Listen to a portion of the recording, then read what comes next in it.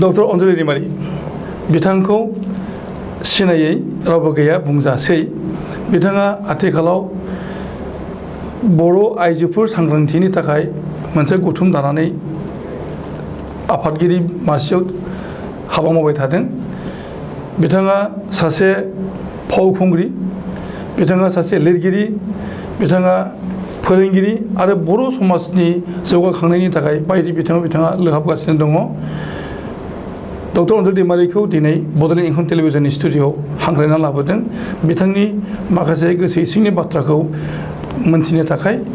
आरो बिथांजों बे मोगा-मोगि लानायनि गेजेरजों जों दिनै मोनथिनो लागोन बिथांनि जिउनि आगु समनि बाथ्रा दा समनि बाथ्रा आरो उन समनि बिथांनि माखासे बिथांखिफोरनि बागै गिबियावनो बिथांनो खुलुमनाय होबाय खुलुमबाय नोंथाङा गावनि सिनायथिखौ गुदिनिफ्राय होनानै लाग्रोदो आं अनजालि दैमारि दासान्दि आफादगिरि बर' वुमेन जास्टिस फराम आंनि जोनोमा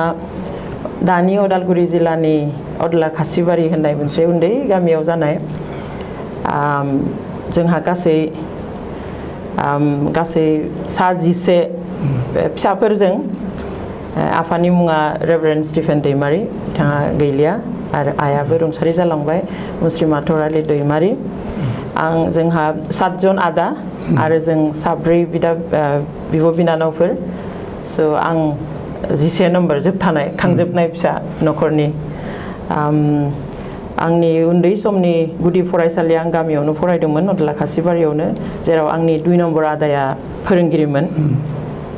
बेनि उनावहाय एम इ स्कुलनिफ्राय आं तेजपुर मिसन हस्टेलाव थायो बेनि उनाव हाई स्कुलनिफ्राय गभर्नमेन्ट हाई स्कुलाव फरायो बेनिफ्राय कलेज आं शिलं मेघालयानि लेडिकेन कलेजाव फरायदोंमोन ओमफ्राय मुलुगसोलोंसालि हिसाबै आं गुवाहाटी मुलुगसोलोंसालिनिफ्राय असमिया लिटारेचार बिफानाव आङो एम ए खालामनानै ओंखारदों गुवाहाटी इउनिभारसिटिनिफ्राय औ आच्छा नोंथाङा बबे समनिफ्राय माने बे माबाजों लिरनायजों सम्पर्क जाजेननाय लिरनाया आं उन्दै समनिफ्रायनो माबा बिदि फिसा एसे लिरोमोन खारन जोंहा आइया बेफोरबायदि खामानियाव जोबोद गोसो गुदुंमोन आइया क्लास 2 सिमल' फरायनाय थाखो 2 सिमल' फरायनाय खिन्थु बै समनि थाखो 2आ जथेस्थ' गोजौ जायो स' आइखौ आङो लिरनाय नुयो ड्रामा लिरो मेथाइ लिरो गामिनि आइजोफोरखौ फोरोङो बेफोरबायदि नुयो ओमफ्राय आं क्लास 8 सोनिफ्राय स्पेसियेलि फिसा खन्थाइ किन्तु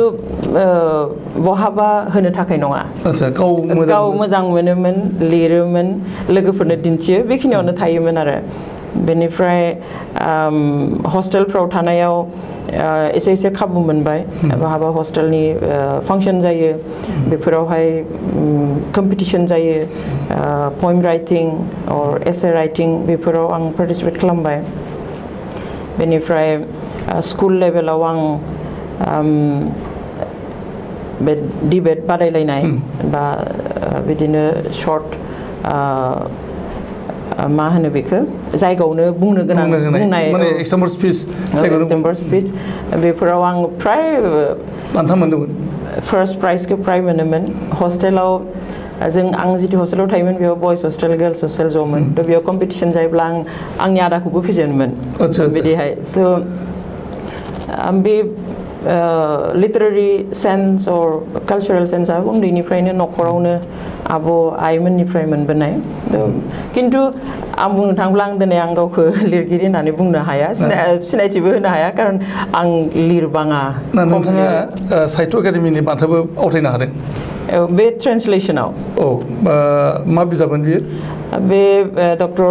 मामुनि रयसम गस्वामीनि आधा लेखा दस्तावेज बेखौहाय आं बर'आव आद्रा लिरनाय सानरेब हिसाबै आं बेखौ दानस्लायदोंमोन बेयावबो आंहा सानफ्रोमबो आं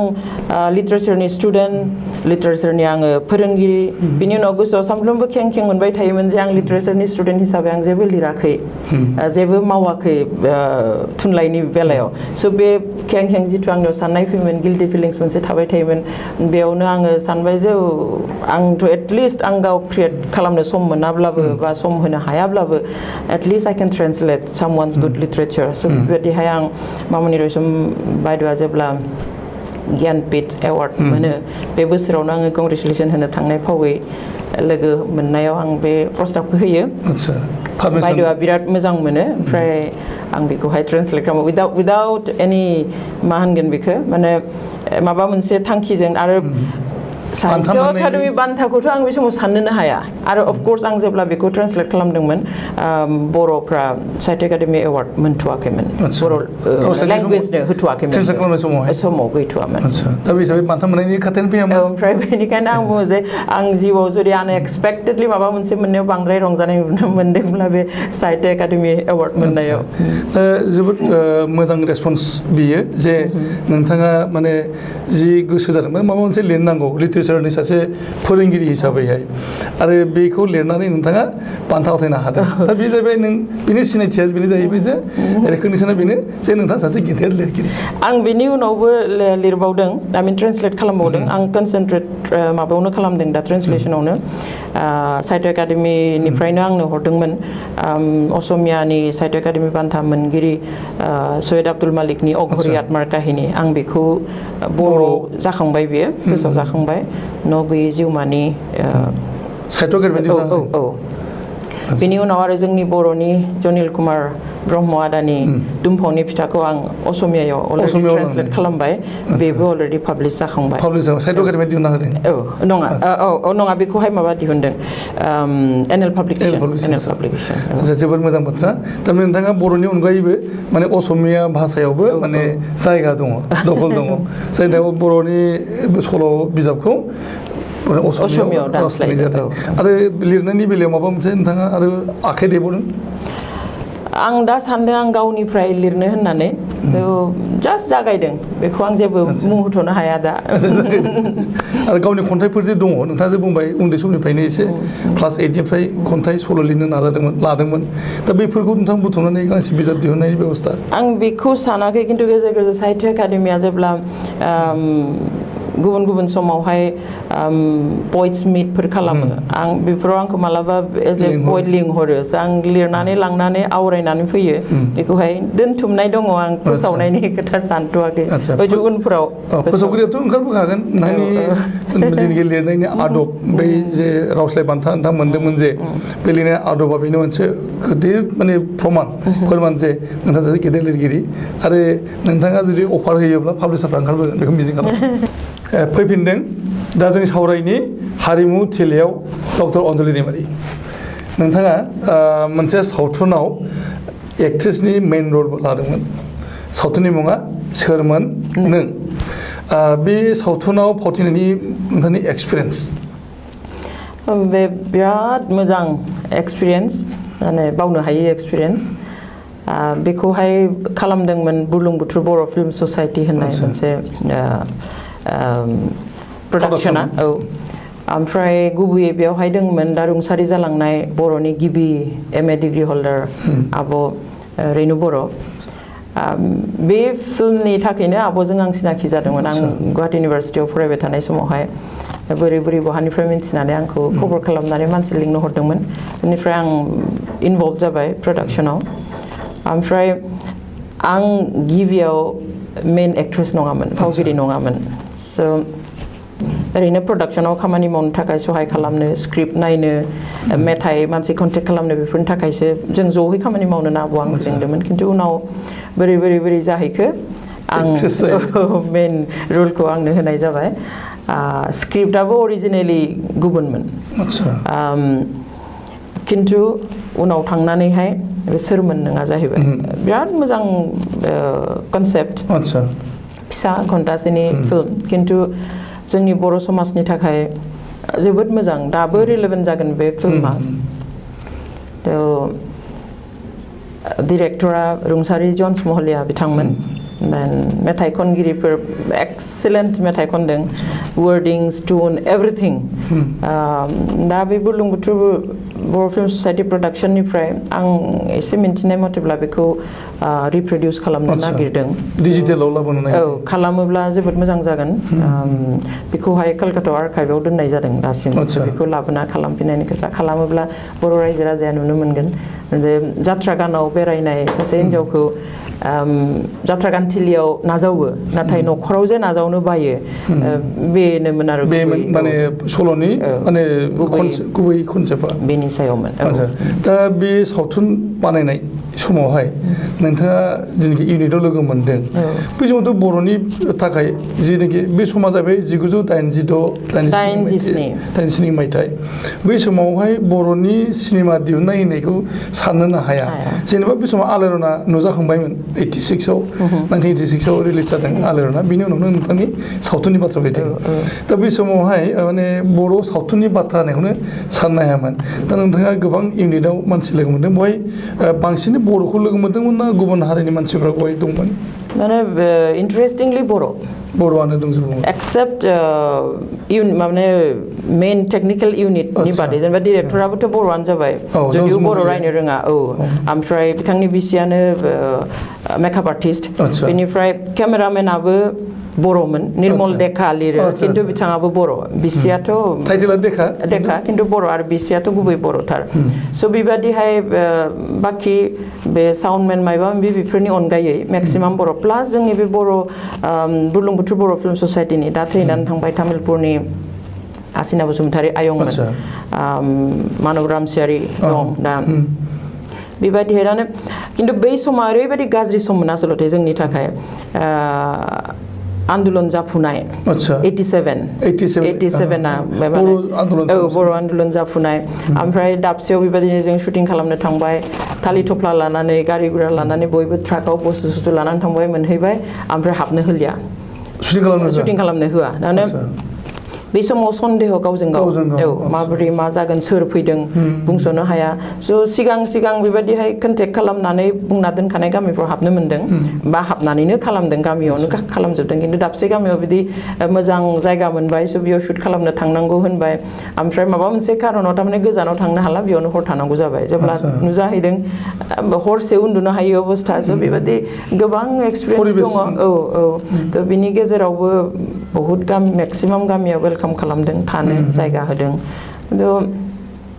बै समनिब्लाबो माने गुबुन रोखोमनि एक्सपिरियेन्स आरो खिन्थु रायजोआ एक्सेप्ट खालामदों बे समावनो माने एक्सेप्ट इन द सेन्स माने क'अपारेट खालामदों मोजां मेन रलाव सोर दंमोन हौवाफोरनिफ्राय मधुमोहन लाहारी एक्टरमोन बिदा आच्छा मधुमोहन बे राइटार आच्छा जायखिजाया जोङो नोंथांनि बे सावथुनखौ नायनायनि खाबुखौ बांसिनै रायजोफोरा मोनदों बेखौ मिजिं खालामगोन दा बेनिफ्राय नोंथाङा सावथुननि एक्ट्रेस जाबाय बेनि अनगायैबो हारिमु थिलियाव नोंथाङा मा रल दंबावो बिनि अनगायैबो आं ओरैनो मोनथाम असमिया सिरियेलाव दूरदर्शननि फिसा फिसा रल स्पन्सर प्रग्रामफ्रावहाय आं एक्टिं खालामनो सुबिदा मोन्दोंमोन बेनि अनगायै गुबुन मोनसे गिदिर प्रजेक्ट जों आखायाव लादोंमोन रजनी बसुमतारी आरो आं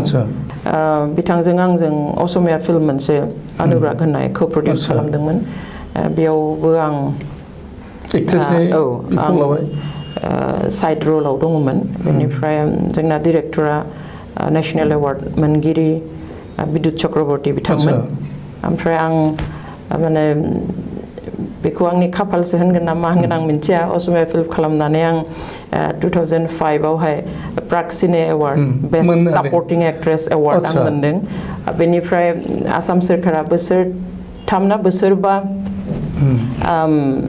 माबा फिल्म फेस्टिभेल खुङाखैमोन 2007आव खुंबाय बेयावबो आङो आसाम सोरखारनिफ्राय बेस्ट सापर्टिं एक्ट्रेस एवार्ड इभासाव बेस्ट सापर्टिं एक्ट्रेस एवार्ड आं बेखौ मोननो हादों अनुराग सावथुना असमियाब्लाबो खिन्थु बे बर'नि कालचारखौनोथ' बांसिन बहाय जों दिन्थिनो नाजादों बेयाव बर'नि कालचारबो बे माबानिनो नोंथांमोननि बेनि बिजनेसनिफ्रायनो गिदिर मोजां गोगोम ग्रुप मोनसे थांदों आচ্ছা जायखिजाया दा बे सावथुननि बाथ्रा फैबाय आरो बेनि अनगायै स्टेज फांसनफोर खालामो जेनेबा मोसानायफोर बेखौथ' आं जेरावनो सुबिदा मोनो दाबो खालामो मोसायो सानब्रैनि आगोलावहाय जोंहा मोनसे प्रग्राम गिदिर दंमोन गुवाहाटियाव जों बेयावबो वुमेन ग्रुप खिनिया गासैबो माने 25 इयार्सनिफ्राय 60 इयार्ससिम जों वुमेनफ्रा ज' जाना मोनसे स्किट खालामदों स' आं सुबिदा मोनब्लानो बहाबा बैसागोआव जों सुबिदा मोनबाय मोसाबाय बा जोङो फिसा स्किट मोनसे खालामबाय जों बेखौ दाबो I love to do आं मोनसे इन्टारेस्ट होननि नोंथाङा फिलिपाइन्सआव ना कम्बोडियाव थांनायाव माबा नोंथाङा सेमिनारनि हाबाफारियाव थांदोंमोन नोंथाङा बहाय बे सेमिनाराव बाहागो लानायफोरखौ लाफानानै बर' मोसानाय जाबाय फिलिपाइनाव मानिलायावहाय आচ্ছা माने जोंहा बे इन्टारनेशनेल कनफारेन्सफोराव मोनसे हर जोङो सलिडारिटि नाइट लायो जेरावहाय ज'है जायो मोसायो रंजायो बयबो गावबा गाव कान्ट्रिनि माबा मोनसे बिदि कालचार दिन्थियो स' जोंनिया इण्डियानिफ्राय थांनाया सोरबा गुबुन गुबुन गावनिखौ दिन्थियो स' आं आंनिखौ इण्डिया हिसाबै नङा खिन्थु बर' हिसाबै जोंहा आलादा दङ हारसिंथ' खननोबो हाला दामनानैब्लाबो ओमफ्राय बयखौबो लानानै बैसागो मोसादोंमोन बर' हिसाबै बाहागो लानाया नोंथाङा हारसिंमोन आरो नोंथाङा हारसिं थांखादोंमोन खिन्थु मोसाग्राफ्रा गुबुन गुबुन हादोरनि बे बोसोरावहाय माने बे कनफारेन्सआव इनफेक्ट इण्डियानिफ्रायनो आं हारसिंमोन रावबो गैयामोन गासैखौबो बर' फोरोंजोब्बाय नोंथाङा मोजां जादों नोंथाङा All India Radio Guwahati centre आरो दूरदर्शन केन्द्र गुवाहाटी बेयावबो हाबा मावदोंमोन मा सनमोन आं BA पास खालामनाय लोगो लोगोनो 1986 मायथाइ 1986आव आं शिलंनिफ्राय ग्रेजुवेसन लाना फैनानैहाय अल इण्डिया रेडिअ'आव हाबो इन्टारभिउ होनानैहाय आरो गोलाव सम 20 बोसोर आं बेयाव खामानि मावदोंमोन एज ए केजुवेल एनाउन्सार काम निउज रिडार बर' रादाब फरायग्रा हिसाबै बेनि उनावहाय आं PPCआव एनाउन्सार हिसाबै programme production centre of North East दूरदर्शननि आन्डाराव बेयाव 10 बोसोर आङो एनाउन्सार हिसाबै दङमोन बेनि उनाव आं आरो 97 निफ्राय 2007 सिम another 10 years आरोबाव 10 बोसोरनि थाखाय आङो गुवाहाटी दूरदर्शननि असमिया रादाब फरायगिरि हिसाबैबो खामानि मावदोंमोन गुवाहाटीयाव जि समाव नोंथाङा माने रादाब फरायगिरि बे समाव नोंथाङा अल इण्डिया रेडिअ'आवबो बर' सेक्सन दंबाय थायोमोन आं गुवाहाटी अल इण्डिया रेडिअ'खौ आं 2006आवसो नागारदों माने गोरोबहोनो हालिया ओमफ्राय माबाखौहाय आङो दूरदर्शन असमिया रादाब फरायगिरिखौ आं 2007आव नागारदों खिन्थु बेयाव PPCआव 10 बोसोर मावनाय आरो दूरदर्शनाव 10 बोसोर मावनाय बे समाव आं बेयाव दंबाय थायोमोन अल इण्डिया रेडिअ' बर' रादाब फरायगिरि हिसाबै दंबाय थायोमोन बै समाव नोंथांखौ जोङो अनजलि दैमारि हिसाबै जेनेबा जों माने निउस फरायग्रा हिसाबै मोनबाय थादों दा नोंथांनि मुं जि समाव नोंथाङा माने निउस रिड खालामो निउस फरायो अल इण्डिया रेडिअ'आव नोंथांखौ गोबां साया अनजलि सना दैमारि होनोमोन दा नोंथांनि मुङा अनजलि प्रभा दैमारि थारमाने आरो दा जोङो मोननो हादों अनजलि दैमारि डक्टर अनजलि दैमारि दा डक्टर अनजलि दैमारि अनजलि प्रभा दैमारि आरो अनजलि सना दैमारि मा डिफारेन्स दङ आरो सोरबा गोनो गोथो जाना दङबा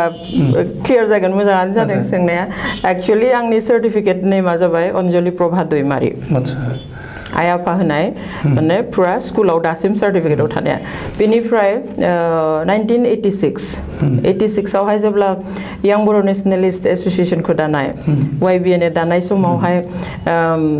जोंबो दंफायोमोन बेवहाय मोसानो जोंहा खेराइ ग्रुप मोनसे दङमोन आं बेखौ लिड खालामोमोन स' बेयावहाय मिटिङाव सानसेखालि नुबाय उइलियाम बसुमतारी आदामोन बिदि बिथिंनिफ्रायबो बुरजा बिदि गोबां थांदों ओमफ्राय बे मिटिङाव गोबाङा नाम सोलायबाय प्रदीप दैमारि गोदोनि डेपुटि दा माबानिहाय एफनि भाइस प्रेसिडेन्टमोन EPPLनि भाइस प्रेसिडेन्टमोन स' बिथांमोनबो दंमोन जोंहा डिआर नाब्ला आदामोनबो दंमोन थ' बेयाव रायजोनि सिगाङाव बयबो नाम सोलायनानै लानाय ओमफ्राय बर' नाम लाजोब्बाय ओमफ्राय बे समावनो जोंबो सोलायबाय ओमफ्राय आंथ' माबा फरायबाय थानायावबो BA फरायबाय थानायावबो आं लिरनायफ्राव आं अनजालि सना दैमारि लिरोमोन ओमफ्राय बेनि उनावहाय खिन्थु बेखौ एफिडेभिट खालामनानै फर्मेल खालामनाय जायाखिसै ओमफ्राय अनजलि प्रभायाथ' दंखायो दाबो आंनि पासपर्ट बा एनि आइडेन्टिटि कार्ड अनजलि प्रभाया दङ खिन्थु आं बाहेरावहाय माने गोलाव बुंनाय जाया अनजलि दैमारि बेयावनो थायो एक्चुएल सार्टिफिकेटआव आंहा दाबो अनजलि प्रभा दैमारियानो दङ डक्टर अनजलि प्रभा दैमारि बे जाबाय एकदम आंनि एक्चुएल सार्टिफिकेट अनजलि सना दैमारिया जाहैबाय बर' नाम बर'नाइज खालामनाय खिन्थु जेखौ बे समाव जुदि जोङो एफिडेभिटनि खोथा साननायब्ला जागौमोन सानफ्लाङाखिसै खालामाखिसै it's out of emotion out of love towards our community बेनिखाय जों दाबो ओरैनो जों मानसिनि सिगाङाव अनजालि होनब्ला मोजां मोनो माने मोनथाम मुङै सासे मानसिनि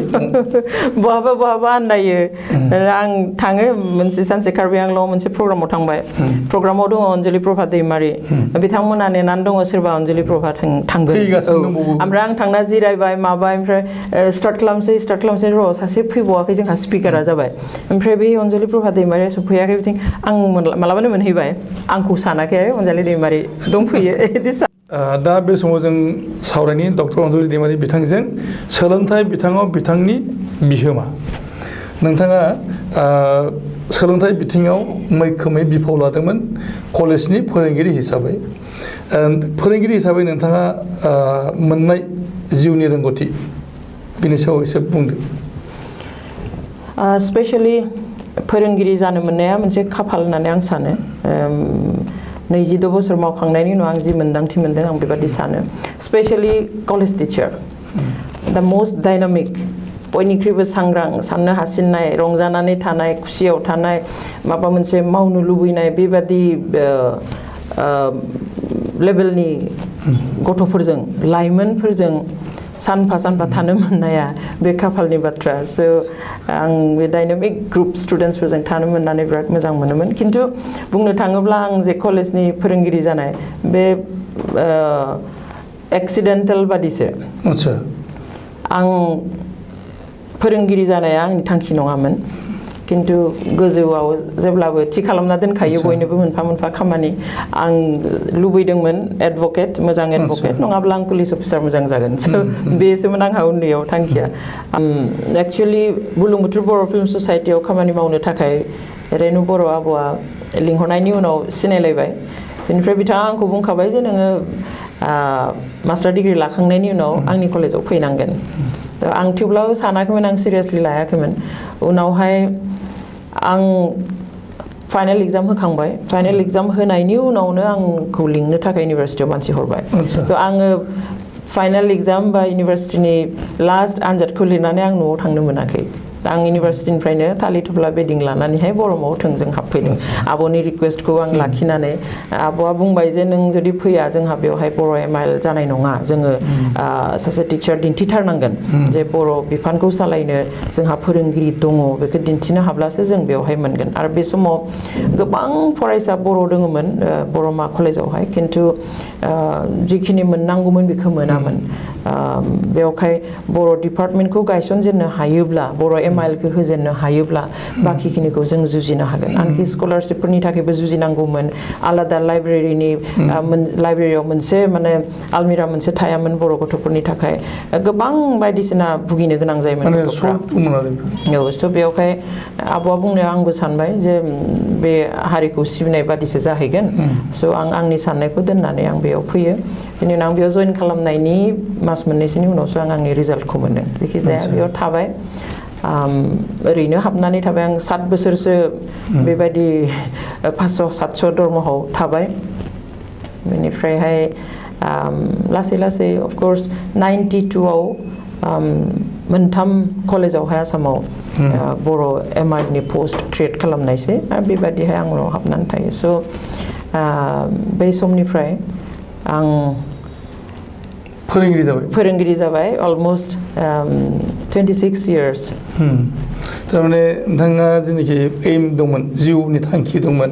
पुलिस अफिसार जानाय नङाबा उकिल जानाय दा बेखौ गारनानै प्रफेसार जाफैबाय आरो बेबो गोबाव बोसोर खाथिनायनि उनाव आरो दा आरो 22 बोसोर आं सेटिसफाइड जे हयथ' आं बैफोराव थांब्ला बेबायदि आं सेटिसफेक्सन मोननाय नङामोन जेखौ आं बेयाव मोनबाय दा बेनि सेर सेरनो नोंथाङा आरोबाव माखासे वुमेन एम्पावारमेन्टनि खामानि मावबाय जेरैहाय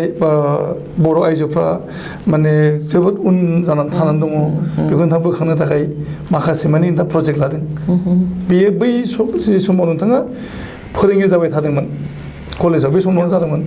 बे समावनो फोरोंगिरि जानायनि सिगाङावनो आदसा आदसा फोरोंगिरि हाबबायमोन आङो हाबनानै 7 बोसोराव आं थामारगोन ना थामारा बे एसे साननो गोनां जादोंमोन खारन आंहा साख्रिया जायाखसै आं जेबो फैसा मोना सापज आं जुदि 500 थाखा मोनो आं न' भाराव थानो गोनां जायो आं न'निफ्राय माइरं लाबनानै जाफैयो न'आव थांब्ला आइनिफ्राय आङो बास भारा लाना फैनो गोनां जायो स' बेबादिहाय आंहा माखासे ओमफ्राय आं इउनिभार्सिटिनिफ्राय ओंखारनानैनो आं लोगो लोगो साख्रियाव हाबनो गोसो गैयामोन आंहा माखासे सिमां दंमोन मिजिं दंमोन जेखौ आङो एसे मावबावनो गोसोमोन आं साख्रियाव बोसोरब्रैसोनि उनावसो आं साख्रियाव हाबनो बिदि सानदोंमोन खिन्थु जायाखसै थ' बेयाव हाबनाय समाव आं एसे प्रथम बे 7 बोसोराव आं एसे सानफिनदोंमोन जे जुदि साख्रिया जाथारा होमब्लाथ' आं नागारनांगोन खिन्थु जाहैबाय आं दहाय बुंनाय बादि न'खरनिफ्राय आइमोननिफ्राय नुनानैनो आं सोलोंनाय बादि मावनो गोसो जानाय आरो बर' वुमेन जास्टिस फरामजों फर्मेलि जों दानायनि सिगाङावनो आं इन्डिभिजुवेलिबो आं बर' आइजोफोरनि थाखाय बे जिथु सानखांनाय दंमोन आं बेखौ मावबोदोंमन खिन्थु बे कलेजाव हाबनानै जेब्ला कलेजनि साख्रिया जामारगोन जामारा मोनसे डाइलेमायाव थाबाय बेनिफ्राय दरमाहाफोरबो मोजां मोना जाहैबाय थ' बेयाव आं बे समाव एसे हारिनि थाखाय सम होयो बे सम होनायावनो 1992 मायथाइनि 3 अक्ट'बरावहाय बे बर' वुमेन जास्टिस फरामा जोनोम मोनो आरो बे समाव गुबुन मोनसे जाहोना जाबाय जे बर'फ्रा खोलोब खोलोब गुबुन गुबुन समावहाय बायदिसिना मुभमेन्टफोर जाबोदों सोमावसारनायफोर जाबोदों बे सोमावसारनायफोरावहाय आइजोफ्रा बांसिनै साफार खालामनो गोनां जादों भुगिनो गोनां जादों थ' बेवहाय जोंनि गामिनि मानसिफ्रा बारा आइडिया गैया जे जों माबादि बेबादि भुगिनांनायनिफ्राय बारग'नो हागोन ना हाया स' गोबां समावहाय आर्मि पुलिसफ्रा थांनानै जिनाहारि खालामहैयो बिदि इनाय आखु दिन्थिहैयो इलिगेलि थ' बेफोरखौ दा न'निफ्राय मानसि दैखांनानै लाबोयो मोनोना मोना बेफोरखौबो जोंनि मानसिया गोबाङा मिन्थिया स' टु ब्रिं साम काइन्ड अफ एवारनेस माने खालि आइजोनिल' नङा आइजोजों लोगोसे सारा बर' हारिनि गेजेरावहाय मोनसे एवारनेस लाबोनाय ओमफ्राय दुखु खैफोदनि समाव हारिनि खाथियाव गसंफानाय जों मिन्थिगौ जे इन द मिन टाइम आबोफा खामानि मावनो स्टार्ट खालामबायमोन खिन्थु मोनसे संगठना खना खनला जेरावबो मोनहैजोबा स' बेबायदिहाय जों जेराव जेराव मोनहैयाखै जेब्लानो खाबु मोनो बेबायदि इनाय जाथायफोरजों मोगा मोगि जानांनाय जायगायाव जोङो मोनसे सांग्रांथि लाबोनो थाखाय आरो उनफ्रावबो जाबाय थागोन खारन जोंनि हारिया नांफुनाय संग्राम खालामफुनाय हारि स' जिखुनु समावनो जोङो सोरखारि इनाय अनागारनि मोगा मोगि जानो गोनां जायो गुबुन हारिनि इनाय अनागारनि मोगा मोगि जानो गोनां जायो बेफोरबायदियाव जों माबायदि गसंथानो आरो सोरबाया खालामजादोंब्ला बिसोरजों गसंफानानै जोंनि सलिडारिटी क'अपारेसन होनानै बोरै जोङो बोलो खाफ्रा होनो बिनि थाखाय जोङो बेखौ दानाय जादोंमोन अबयसे बेनि सिगाङावबो आं जेब्ला हायार सेकेन्डारि फरायबाय थादोंमोन आंहा गोसोआ गाबखायोमोन जे माबादि सहाय खालामनो हानो खिन्थु हारसिंथ' सम्भब नङा सोरखौबा सहाय खालामनाया इन्डिभिजुवेल लेभेलाव हागोन खिन्थु एज ए हारि जोङो हाया स' आं हायार सेकेन्डारि फरायबाय थानाय समाव आं मोनसे खामानि मावदोंमोन आंनि लोगो सासेखौ लानानै जोंनि खाथि खाला गोबां माथावरि जावदोंमोन बे माथावरि जावनायफ्राव बर' आइजोफ्रानो मेक्सिमाम खामानि मावनो थाङो दैलि हाजिरा स' बे मावनो थांनायावहाय दुखुनांथावै जोंनि ओनसोलावहाय गोबां आइजोफ्रा माने हाबा जायालासेनो बिमा जानो गोनां जानाय दाना बेफोराव थांनायाव सोरबा मुहुरि सोरबा कन्ट्रेक्टर बिसोर थारमाने बिदि गाज्रियै इनायै बाहायनानै बिसोरखौहाय बिसोर माने बिमा जानो गोनां जानाय आनवान्टेड गथ'फोरनि बिमा जानो गोनां जानाय बिदि गोबां जाथायफोर जादोंमोन स' आं हायार सेकेन्डारि फाइनाल होखांनानै जोंनि न' खोरा जों मोनसे माथावरि जावदोंमोन बेयाव गोबां बर' आइजोफ्रा जोंनि गामिनिबो दं आरो गुबुन गामिनिबो सिख्लाफोरबो मावफैयो स' आरो जों लागोआवनो सासे मेट्रिक एग्जाम होनानै बेबो न'आव दंमोन जों सानैजों रायलायबाय आं बेखौ बुंबाय जे आं बिदि सानदों जों बे माथावरियाव खामानि मावहैनि जोंनि आइजोफोरखौ एसे बासायहैनि प्लास जोंहाबो पकेट मानि फैगोन स' हानाय हायि कुइसना फैबाय जे थागारि दैखांनो सिमेन्ट बाला दैखांनो हागोन ना हाया जों नाजागोन स' सानसेखालि जों एसे फरायि बादि एसे जाम्बि बादि जानानै जों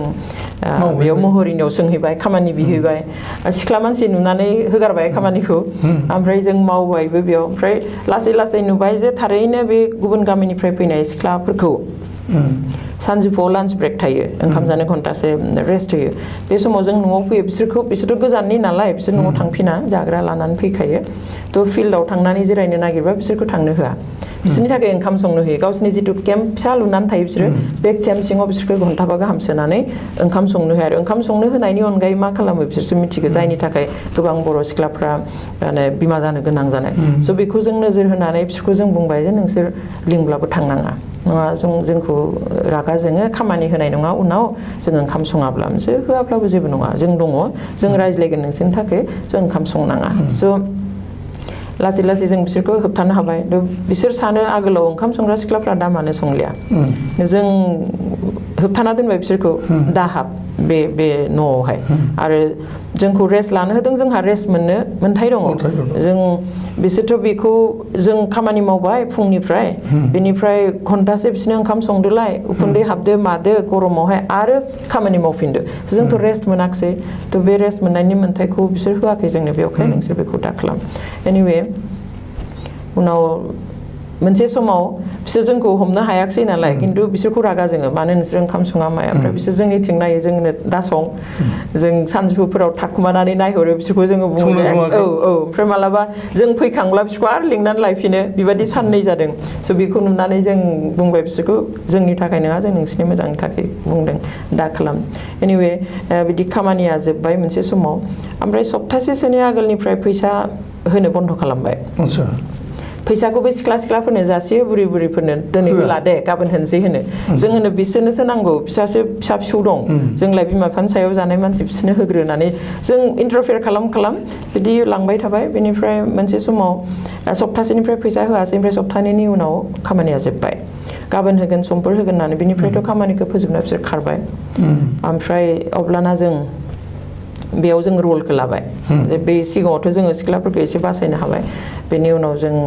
आं बे आंनि लोगोखौ लानानै उदालगुरि टाउनाव नागिरहैबाय बे थिखादारनि न'आ बहा नागिर मोनबाय ओमफ्राय न'आवनो थांनानै आं अब्लाना गावखौ इन्ट्रडिउस खालामबाय सोर बहा फरायबाय थादों बेनिफ्राय गोमोबाय गिबायबो जों इच्छा खालामोब्ला नोंनि जिथु कन्ट्रेक्टर मोननाय माबाखौ जोङो सार्टिफिकेटफोरखौ जोङो माबाना होनो हायो मा होनो बेखौ पारमिसनफोरखौहाय स' बेनि उनाव बे जोंखौ लोगो खोथा होबाय जे आं सानब्रैनि उनाव नोंनि न'आव थांना गासिबो खामानि मावग्राफोरनो आं फैसा हैगोन स' बेबायदिहाय सानब्रैनि उनाव आंनि न'आव फैनानै गासैखौबो जों लिंनानै दोनबाय ओमफ्राय बयनिबो थाखाखौ होजोबो आरो स'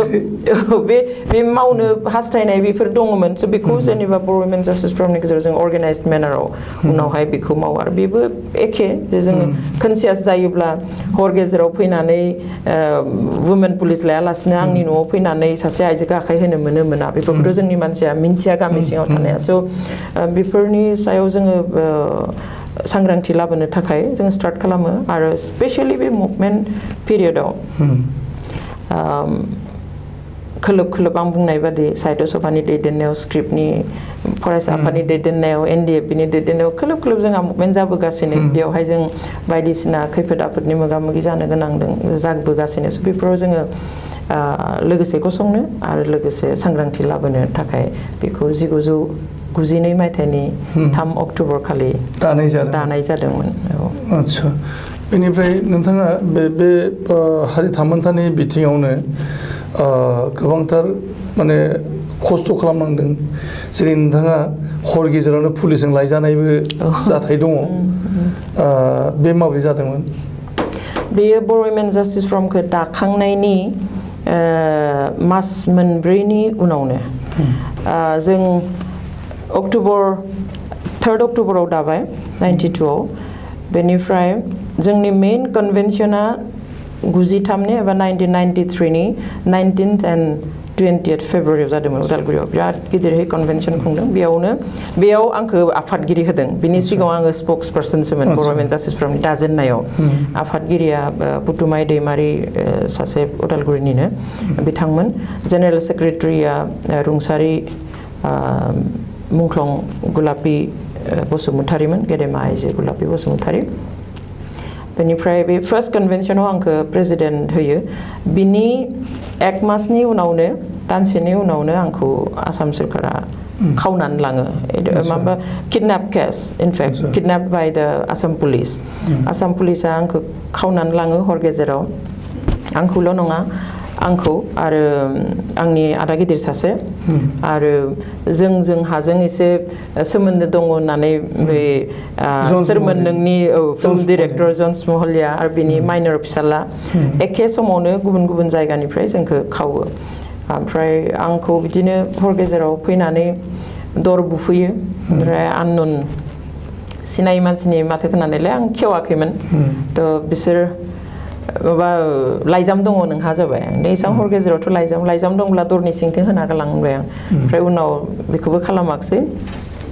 जोंनि गोजौआव थानाय गोजौ थालाव थानाय बर' न'खरसे दंमोन बिसोरखौ लानानै फैनानै बिसोर थारमाने सोरबा बे गुथै माबायावहाय क्वार्टार बे एक्चुअलि मोनसे माबामोन बिल्डिं 3 स्टरि बिल्डिंमोन थ' बेयाव बर' फेमिलि दं ना मानायाव बेखौ सोरबा खोन्थाबाय बिसोरनो स' सिगां बेयावनो थांनानै आंखौ नागिरहैदों ओमफ्राय जोंथ' बेफोरखौ मिन्थिया उनाव बे मानसिखौनो बिनि माथो खोनाब्ला गेवना माबा दरखौ खेवगोन खोमा होनना बेखौ लानानै फैबाय ओमफ्राय आंखौ गाबज्रिदों बेयाव आं एटलिस्ट सोरबा गाज्रि मानसि फैदोंब्लाबो आंखौ सिनायनाय मानसियाथ' साखि थागोन बिदि साननानै आं बिनि रावखौ खोनानाय लोगो लोगो आं दरखौ खेवना होदों स' बिसोरो बाय फर्स आंनि रुमाव हाबनानैहाय न' सार्च खालामबाय नागिरबाय जेबो गैया मोनाखिसै उनाव आंखौ लानानै मेगन खानानै गारियाव सोनानै लानानै थाङो ओमफ्राय 10 days 10 सान मेगन खानानै दोनदों आंखौ 10 सान मेगन खादों बेनिफ्राय जानाय लोंनाय समावबो खेवना होआ नों बाथरुमाव थां जेराव थां खेवनानै होआ जानायाव आखाइखौ हमनानै दाल बहा दं सबजि बहा दं ओंखाम बहा दं गावसोर दांनाय होयो जानो होयो बिदिहाय आं कमप्लिटलि डार्कआवमोन जे मानो लांदों मा बेखौ आं जेबो हमनो हायाखै फार्स्ट 10 daysआवहाय स' इन द मिन टाइम अबयसे बिराद गिदिर मोनसे गोरोन्थि जालांबाय सोरखारहा जे आदामोनखौ आंखौथ' दाबसेयाव आसाम रिजार्भ पुलिसनि गेस्ट हाउसाव दोनदोंमोन आंखौ उनाव आं मिन्थिबाय लास्टथिंजाय जेब्ला बिनिफ्राय आंखौ लानानै नङा माबायावहाय फासि बाजारनि एटी रडनि जितु आसाम पुलिसनि रिजार्भ माबा पुलिस रिजार्भ गेस्ट हाउस उनावहाय बे 10 दिननि उनाव काहिलिपारायाव लांदों सुहासिनी गेस्ट हाउसाव स' गुथै आसाम हुलस्ट्र जाबाय दावराव जाजोब्बाय सोरबा हाथियार लानाय संगठना बै समसिम हौवा मानसिसो खावोमोन हिनजाव मानसिथ' खावाखै दिन बिदि खावफेराखै स' चिफ मिनिस्टारसिम थांबाय चिफ मिनिस्टारा बे समाव नङा रुंसारि हितेश्वर शइकिया थांमोन स' बिथाङा टिभि माने एपिल खालामबाय दूरदर्शनाव बुंबाय जे जाय दुथांफ्रा लाना थांदों हगारना होनांगौ गुथै आसामल' नङा सारा सा सानजा होल इन्डिया दावराव जाबाय जे बेबायदि हरसेयावनो सासे हिनजावखौ लादेरनानै साब्रै मानसि किडनेप जादों बेनिफ्राय बे समावनो माने डेइलि निउज पेपार फरायनायफ्राबो मानसिफ्रा बिराद बांबाय सोरांबानो मा खबर ओंखारगोन दिनै बेखौ लानानै बयबो नेनानै थायोना बिदिहाय बेनिफ्राय 6 दिननि उनाव आदामोनखौ जराबाद एरियानि गुवाहाटीनि बे खानापारा एरियानि जराबादनि पुलिस स्टेशनाव दोनदोंमोननो थ' सानसेखालि बिसोरखौहाय पानबाजार थानायाव लाबोनो होननानै गारियाव लाबोदों बे समाव बिसोरखौ मेगन खायालासिनो लाबोदों ओमफ्राय लाबोनायाव बे थानायाव दोननायाव पानबाजार थानाव मोनफैबाय थ' जन्स महलिया आदानि सासे बिबागिना बे खाथियावनो पिसिअ दखान होयो थ' पानबाजारनि थानानि असिया मिन्थिया जे बै जे खावजानाय हुलुसुल जाबाय थानाय निउसाव ओंखारबाय थानाया जे बिसोरनो बेखौ हमनो हायाखिसै मिथियाखिसै स' बे होनबायनो पायजामाल' गानना दं शार्टबो गैया ज' माने हराव जेरै दंमोन बिदिनो बानियानजों लानानै फैदों स' बेयो होनबाय आं कागज गांसे मोनगोन नामा थ' असिया होनदोंनो बिदिथ' ब्लेंक पेपार गैया माने आनइउज्ड एनभेलप गांसे दंमोन बेखौनो होबाय थ' बेयावनो बियो बे बिबागिननो लाइजाम गांसे लिरनानै हरबाय बिसोर बै जराबाद थानाव थानायाव टिभियाव खोनाबाय थादों जे मा जाबाय थादों नुवाब्लाबो खिन्थु खोनाबाय थादों मा जादों स' बे सुबिदाखौ लानानै आंनि आदा सासे सुबोध दैमारि बिथांजों बिथांजों लिरनानै हरबाय जे at present we are Jarabad police station होननानै लिरनानै माने जि नांगौ होननानै बुंफ्लानानै बेखौ लिरनानै थननानै होबाय ओमफ्राय सासे कनस्टेबला होफैबाय इंलिसाव लिरनानै हरदों नायाखिसै थ' बे कागजा मोनफैनाय लोगो लोगो बे बिबागिना बे जन्सदानि बाजैनो फन खालामना खिन्थाहरबाय जे आदानि हेन्ड राइटिंजों बिदि कागज मोनसे फैदों स' बिसिया इमिडियेट फैनानै आइडेन्टिफाइ खालामबाय नांगौ थ' अखानायै बे कागजा प्रेसाव ओंखारजोब्बाय बे एनभेलप जेरावहाय आदामोना लिरना हरनाय बे एनभेलपखौनो माने माबायाव फ्रन्ट पेजाव ओंखारजोब्बाय स' थारमाने बिसोरखौ रावबो किडनेप खालामाखै आसाम पुलिसासो किडनेप खालामदों गुबुनखौनो संगठन नङा बे ओंखारबाय स' जोंहा हेभियास कर्पास खालामबाय कर्टआव गभर्नमेन्टनिफ्राय फैनानै बै समनि डिजिपिआ फैनानै बुंनो गोनां जाबाय हाजिर जाबाय ओमफ्राय कनफेस खालामफैबाय नंगौ जोंनि आखायावनो दङ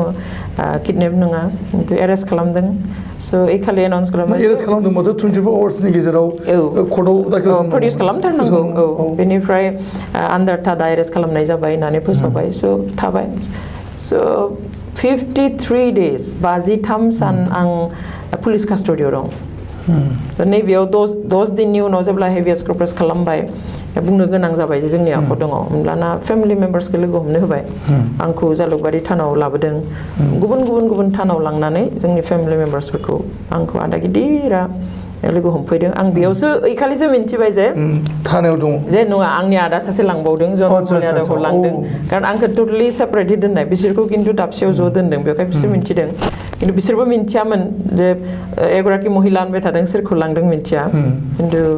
ओइखालि बिसोरबो मिन्थिबाय ओमफ्राय आंबो मिन्थिबाय बेनि उनावहाय आरो बे सुहासिनी गेस्ट हाउसआव पुलिस रिमान्डआव दोनबावबाय कास्टडियाव स' टटेल 53 डेज पुलिस कास्टडियाव दोननायनि उनाव जेलाव हरबाय टटेल आं 6 months 1 week जेलाव थादों बेनिफ्राय बे केसा 11 years सोलिबाय आंनि पासपर्टफोरखौ माने जब्द खालामजोब्बाय ओमफ्राय आं 9 years फरेन कान्ट्रिफ्राव आं खुनु कन्फ्रेन्सफ्राव थांनो मोनाखिसै ओमफ्राय आफ्टार 11 years कर्टआव जुजिनानै 11 बोसोरनि उनाव 2004 नि 31 जुलाइआव माने भार्डिक्ट होबाय ओमफ्राय एक्विटेड माने जेबो दाय मोनाखिसै बेफोराव आंहा साख्रियाबो बहुत इम्पेक्ट जादों रेगुलाराइज जायाखै कनफार्म जायाखै केसनि बाथ्राया फैबाय थायो जेब्ला माने कनफार्मेशननि थाखाय पुलिस भेरिफिकेशन रिपर्ट फैयो मोजां रिपर्ट फैया साफार खालामदों गोबां स' बाट आं सानो जे बे आंनि थाखाय मोनसे केपिटेल मुलधन जे माने बै जोंनि खैफोदमोन गभर्नमेन्टआ आंखौ माने इनडाइरेक्टलि मदद खालामनाय बादिसो आं मोनो जे आं बिनि उनाव बांसिन माने गोख्रों जादों बेनिफ्राय स्ट्रंसिन जानो हाबाय गोबां एक्सपिरियेन्स मोनबाय आरो जुजिनो थाखाय गावनि मानसिनि थाखाय जुजिनो आर्मि पुलिसनि एगेन्स्टआव बिसोरनि इनाय आखुनि एगेन्स्टआव जुजिनो आं माबा गोहो मोनसिननाय बादि मोनो नोंथाङा जे जेनाखि गोलाव सम माने जेलनि एक्सपिरियेन्स आरो बे किडनेप खालामजानायनि गेजेरजों जादों नोंथाङा आथिखालाव हाथियार लानानै जुजिबाय थानाय बड' हादोरनि थाखाय एनडिपिनि चेयारमेन रन्जन दैमारिनि असे बिनानाव आरो बै बिथाखौनो लानानै नोंथांखौहाय किडनेप खालामबाय दा नोंथाङा बे जेनाखि रन्जन दैमारिनि दैदेननायावहाय आन्दलन जाबाय थादों सोमावसारनाय जाबाय थादों आलादा बड'लेण्डनि थाखाय दा बेहाय नोंथांनि इनभल्भमेन्टआ माबायदि आं जास्ट बे मोनसे खोथाखौ क्लियार खालामनो लुगैयो जे आंखौ मानो किडनेप खालामनाय एनडिएफबिआ बे समावहाय आसामनि फार्स्ट गिबि मन्थ्रिनि फिसाला बलिन बरदলৈखौ किडनेप खालामदोंमोन स' बेखौ सोख'नो थाखाय बै समावनो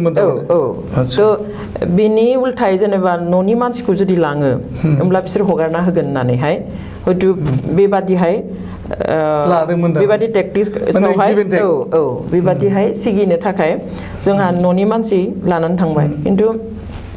जों उनाव फैनानै नुफैदों डिआर नाब्लानि स्टेटमेन्टफोरखौ जे जों मालाबानो हारिनि थाखाय न'नि माया मुज अननाय बेफोर गासैखौबो नागारनानै फैखानाय बेवहाय न'नि मानसि लाङो ना बुथारो ना गावथारो बेखौ जोंहा बुंनांगोन बिनि थाखाय जोंनि माबानिफ्राय गोथ्रोदा होनलायनाय आं उनाव स्टेटमेन्ट नुफैदों ओंखारखांनानै स' बे खामानि मावाखिसै जायनि थाखाय उनाव जोंखौ केस होनानै जेलाव होनानै हगारनो गोनां जाबाय ओमफ्राय उनावथ' एक्विटआनो जाबाय फुरा केसनिफ्राय नोंथाङा जे जेनाखि गोलाव सम माने जेलनि एक्सपिरियेन्स आरो बे किडनेप खालामजानायनि गेजेरजों जादों नोंथाङा आथिखालाव हाथियार लानानै जुजिबाय थानाय बड' हादोरनि थाखाय एनडिपिनि चेयारमेन रन्जन दैमारिनि असे बिनानाव आरो बै बिथाखौनो लानानै नोंथांखौहाय किडनेप खालामबाय दा नोंथाङा बे जेनाखि रन्जन दैमारिनि दैदेननायावहाय आन्दलन जाबाय थादों सोमावसारनाय जाबाय थादों आलादा बड'लेण्डनि थाखाय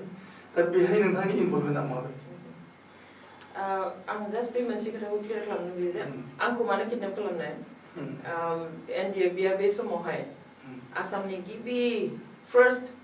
गिबि मन्थ्रिनि फिसाला बलिन बरदলৈखौ किडनेप खालामदोंमोन स' बेखौ सोख'नो थाखाय बै समावनो बेनि उल्थायै जेनेबा न'नि मानसिखौ जुदि लाङो होमब्ला बिसोर हगारना होगोन होननानैहाय हयथ' बेबादिहाय बेबादि टेक्टिक्सआवहाय बेबादिहाय सिगिनो थाखाय जोंहा न'नि मानसि लानानै थांबाय खिन्थु जों उनाव फैनानै नुफैदों डिआर नाब्लानि स्टेटमेन्टफोरखौ जे जों मालाबानो हारिनि थाखाय न'नि माया मुज अननाय बेफोर गासैखौबो नागारनानै फैखानाय बेवहाय न'नि मानसि लाङो ना बुथारो ना गावथारो बेखौ जोंहा बुंनांगोन बिनि थाखाय जोंनि माबानिफ्राय गोथ्रोदा होनलायनाय आं उनाव स्टेटमेन्ट नुफैदों ओंखारखांनानै स' बे खामानि मावाखिसै जायनि थाखाय उनाव जोंखौ केस होनानै जेलाव होनानै हगारनो गोनां जाबाय ओमफ्राय उनावथ' एक्विटआनो जाबाय फुरा केसनिफ्राय एनडिएफबि एबा national Democratic front of Bodoland बिथांमोननि जा हाथियारनि सोमावसारनाय जों डेम'क्रेटिक अर्गेनाइजेसन जों हाथियार लानानै सोमावसारनाय बिथांमोननि आदब खायदाखौ जोङो मदद खालामाब्लाबो बेखौ आं बुंनांगोन जे बिथांमोननि जिथु थांखि बे थांखिया जाबाय बर' हारिखौ उदां खालामनाय बर' हारिनि मोनथायखौ होनाय बर' हारिनि राजखान्थियारि जेंनाखौ सुफुंनाय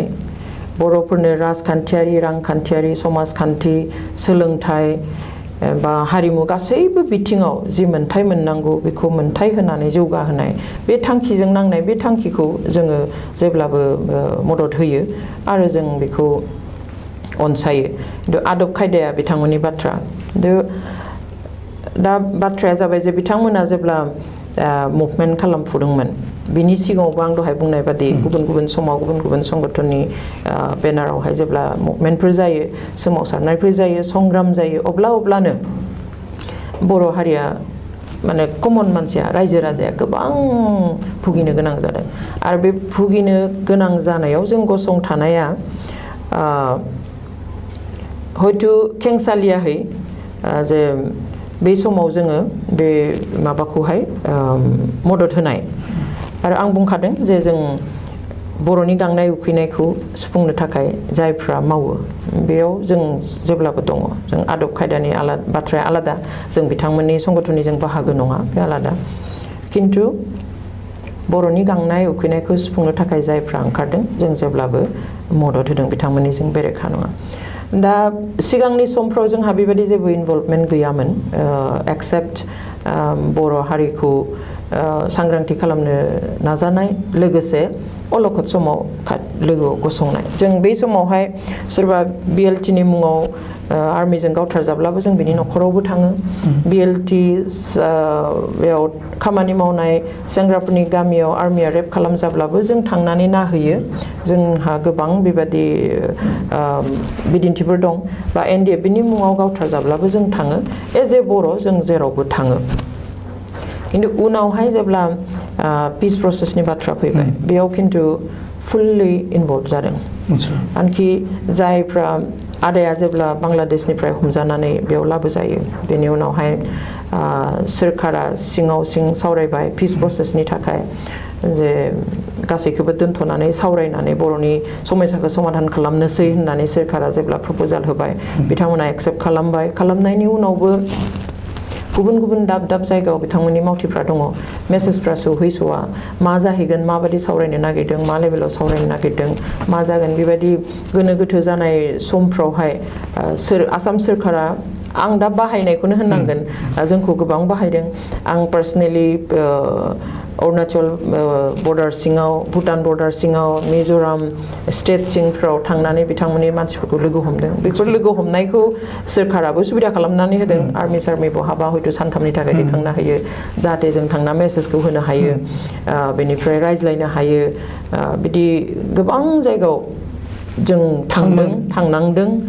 बिसनि सिजफायार लाइजाम पर्यन्त जों रोगानांदों स' फुल्लि इनभल्भ जादों आरो बे इनभल्भमेन्टआ फर दा ग्रेटार इन्टारेस्ट अफ आवार कमिउनिटि जोंनि समाजनि देरहासारनायनि थाखाय जोंनि समाजनि गेदेर सार्थनि थाखाय आरो गोजोनजों लोगोसे जोंनि बर' हारिनि राजखान्थियारि समस्याखौ समाधान खालामनो हानायनि थांखिजों जों जेसेबां हायो मदद खालामदों आरो बेबायदिहाय फुल्लि दासिम जों इनभल्भ जानानै दङ पिस प्रसेसआव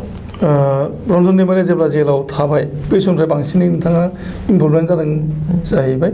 बेनिफ्राय जेब्लानाखि रन्जन दैमारि बिथाङा जेलाव दंमोन बे बिथांखौ बख'फिननांगौनि दायित्व बे नोंथांनावनो गोलैबाय थिग आंनियाव थिग नङा किन्तु गोबां प्रसेस थायो बे प्रसेसखौ सोरबाया मावनांगौ जायो बेयाव अफकर्स आं बे प्रसेसआव इनभल्भ जादों ओमफ्राय बर' वुमेन जास्टिस फराम हिसाबैबो जोङो सांगठनिक भाबैबो इनभल्भ जादों आरो आं पार्सनेलि गभर्नमेन्टनि मानसिफ्राबो इन्टारलकिटरब्लाबो बा स्टेटनिफ्रायब्लाबो सावरायनो लिङो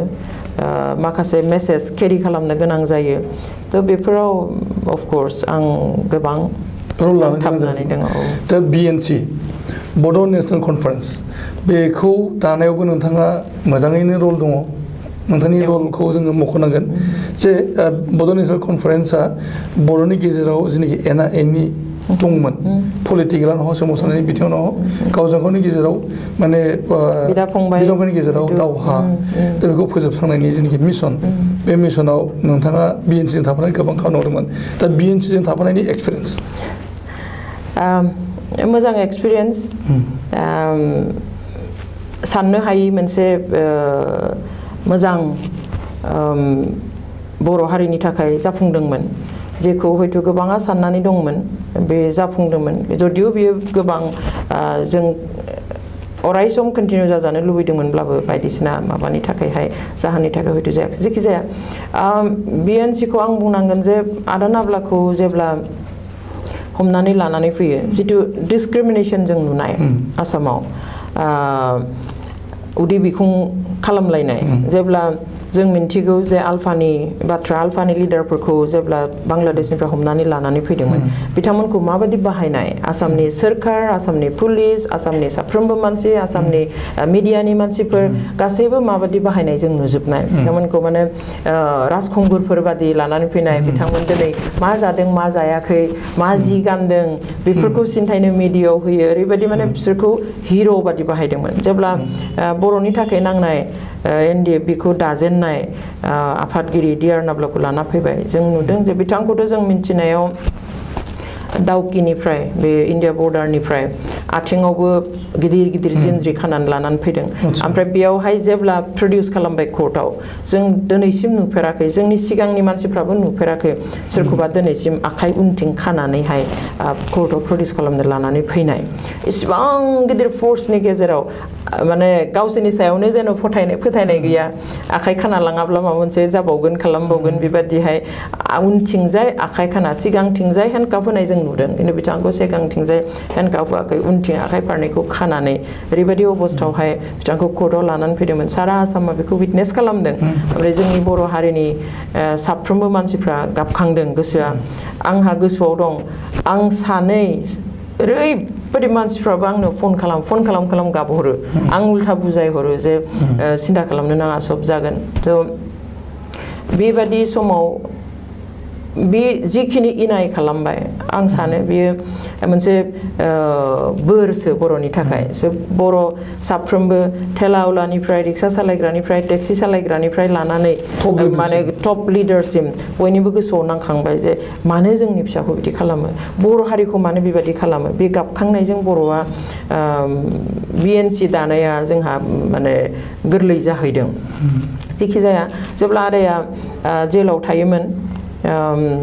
जों सावरायबाय थादोंमोन जे बर'खौ खौसे खालामनो थाखाय आदाया जोंनो बिथोन होदोंमोन जे सोरबा पलिटिकेल पार्टिनि मानसि नङा सोरबा माबेबा मोनसे एस्टाब्लिश संगठननि नङा नोंसोरो माखासे इन्डिभिजुवेल जायफ्रा बर'नि थाखाय सानो लाइक माइन्डेड इन्डिभिजुवेल मानसि सानैसो कालेक्ट खालामनानै नोंसोरो बे मोनसे ग्रुप दा बे ग्रुपआ बर'नि मोनफ्रोमबो संगठन बा हान्जाफोरनियाव थांनानै सावरायनानै ज'है जिरायनो होनो नाजा होननानै थ' जों बेखौ खालामबाय थानायावनो सानसेखालि बिपिएफनि दैदेनगिरिनिफ्राय आंनाव फन फैयो थ' बे फन फैनायावहाय सावरायनो थाखाय थ' जों थांनायाव बे बिएनसिनि फार्स्ट कनसेप्टआ स्टार्ट जायो दा मा खालामनो सानदोंनायाव जों नैबेखौ बुंबाय जे जों बेबादि माखासे इन्टेलेक्चुयेल्सखौ लाना मोनसे फिसा ग्रुप लाइक माइन्डेड मानसिफोरखौ लाना ग्रुप दानो नागिरदों आरो बे ग्रुपआ जोङो मुभ खालामगोन बर'नि मोनफ्रोमबो हान्जा एबा गौथुमफोरखौ लानानै जिरायनो आरो फिउचार प्लान माबा मोनसे खालामनायनि थाखाय हारि नाङै होननानै अब्लाना बिथांमोना होनबाय जे जोंबो दं जों ज'हैनो खालामनोसै होननानै बुंबाय स' बेबादिहायनो बे स्टार्ट जाजेनो रन्जन दैमारि जेब्ला जेलाव थायो बे समाव नोंथांनो बे कनसेप्टखौ होबाय जे मोनसे फिसा ग्रुप दानायनि गेजेरजों बर'फोरखौ अर्गानाइज खालामनांगौ आरो पार्सु खालामनांगौ बिदि समावनो बड'लेण्ड पिपुल्स फ्रन्टनिफ्राय प्रप'जाल नोंथांनाव थांबाय जोंखौ लिंहरबाय दाबसे जायगायावहाय ओमफ्राय जों थांबाय ओमफ्राय बे समनि मन्त्रि बिथां चन्द्र ब्रह्म बिथाङा रायलायबाय गोबाव सम जों घन्टानैसो सावरायनानै नैबे कनसेप्टआ फैयो जे जों स्टार्ट खालामनि जोङो लोगो हमनिफ्राय जों टाइम टु टाइम बिभिन्न संगठनखौ बिथांमोना डाइरेक्टलि कन्टेक्ट खालामबाय जोंनिफ्राय कन्टेक्ट खालामनाय जाबाय बेनिफ्राय बोरै आवगायगोन जों फ्राय जिरायोमोन जिरायनानै उनाव बे 10th नभेम्बर माबायावहाय 10 सेप्टेम्बर बर'मायाव बे मथा मथि मोनफ्रोमबो संगठनखौ ज' लाबोनानै बेयाव सावरायनो मोनसे खाबु मोनो आरो बेनो स्टार्ट बिएनसिनि ओमफ्राय उनावहाय बे बिएनसिया खोब खम रेजलिउसन लादोंमोन फार्स्टआ जाबाय बे गावजों गाव जोंहा फ्रेटिसाइडेल किलिं खुब जाफुदोंमोन गावजों गाव बुथारलायनाय होसोलायनाय नेरलायनाय स' बेखौ होबथानायनि बेनो जोंहा 1 नम्बर रेजलिउसनमोन बेनि उनावहाय पिस प्रसेसखौ एक्सपिडाइट खालामनाय बेनिफ्राय आदामोनखौहाय जेलनिफ्राय दिहुननाय बेफोरनो मेननिफ्राय बर'नि राजखान्थियारि जेंनाखौ थाबैनो सुफुंनाय बिदि मोनब्रै मोनबा रेजलिउसनजोंनो जों आवगायदोंमोन थ' बेखौ क्रेडिटखौ बिएनसिया मोनथारगोन लाथारनांगोन गुबुनाबो होथारो इभेन गभर्नमेन्टनि मानसि जों हायार पुलिस अफिसियेल्सफोर लोगो मोनब्लाबो बिथांमोनाबो बुङो जे जेखौ जों हायाखिसै बिएनसिया हाबाय जे फ्रेटिसाइडेल किलिंखौ गावजों गाव बुथारलायनाय होसोलायनायखौ टटेलि बर'फ्रा गावनो बन्द' खालामना लानो हाबाय ओमफ्राय that was a great achievement स' बेखौ हादोंमोन बेनि उनाव नभेम्बरावहाय कनभेनसन खुंनानै बे बर' नेशनेल कनफारेन्स मोनसे नाम होनानै आफादा डिक्लेयार होनाय जायो कनभेनसन खुंनानैहाय बेनि गेजेरजों जों गोबां ससियेल खामानिबो मावदोंमोन दायना बुथारनाय मानाय बेफोरनि एगेन्स्टआवबो जों केम्पेइन खालामदों बिएनसिनि जानानै ओमफ्राय सोलोंथाइनि बेलायावबो इउनिटिनि बेलायाव बेनिफ्राय लासैहै मुभ खालामबाय आदामोनाबो सांगठनिक भाबै बिसोरो एग्रि जाबाय जे they'll come forward for peace process. बिएनसिनि एचिभमेन्टआ मोनसे थाबाय नामा जे रन्जन दैमारिया जे जेलाव दंमोन बिथांखौ बख'नो हानाय जादों औ बेयावहाय बिएनसि लोगोसे गावसोरनिबो दङ जेन गावसोराबो एग्रि जाबाय सावरायगोन होननानै बिसोर सिजफायार खालामबाय सिजफायार खालामामोनब्ला डेफिनेटलि रावबो गनाय नङामोन स' गावसोर एग्रि जाबाय गभर्नमेन्टआबो प्रप'जाल होबाय जे जों सावरायनानैनो सुफुंनोसै स' नोंसोर फैजोबदो स' बेबादिहाय एग्रि जालायनानै सेन्ट्रेल गभर्नमेन्ट स्टेट गभर्नमेन्ट आरो एनडिएफबि सिजफायार फर्मेलि अफिसियेलि जे जोंबो जेबो खालामला बिसोरबो हमथलिया बिसोरबो नाजालिया बिदिहाय मोनसे सिजफायार ग्राउन्ड रुल्स बानायना लानानै सिजफायाराव फैनाय जादों एग्रिमेन्ट जाबाय सिजफायार एग्रिमेन्ट बेनिफ्राय पिस प्रसेस स्टार्ट जाबाय बेनि उनाव जों आदानि थाखाय बेल फाइल मुभ खालामबाय पेटिशन होनानै कोर्टआव ओमफ्राय पिस प्रसेसखौ आवगाय होनो थाखायनो बिथांखौ सिबिआइनिफ्रायबो गभर्नमेन्टनिफ्रायबो एनअसि होनानैहाय हगारबाय आरो बे मथे 5 बोसोर बिथाङा बाहेरायाव थाबाय बे 5 बोसोराव अनेक आवगायबायबो गोबां खेब सावरायनाय जाबाय अफकोर्स बिथाङा जेब्ला जेलाव दंमोन अब्लाबो पिस प्रसेसा सोलिबाय थायो इन्टारलकेटरा जेलावनो जिरायहोयो सावरायोमोन ओमफ्राय बेनि उनावथ' बाहेरायाव फैनानैहाय एसे स्पिडहै आवगायबाय अफकोर्स गभर्नमेन्ट मालाबा इलेक्शन फैयो मालाबा सोरखार सोलायो बेबादियाव थाद'यो डिले जाबाय थायो थ' जिखि जाया थेवब्लाबो उनथिंजाय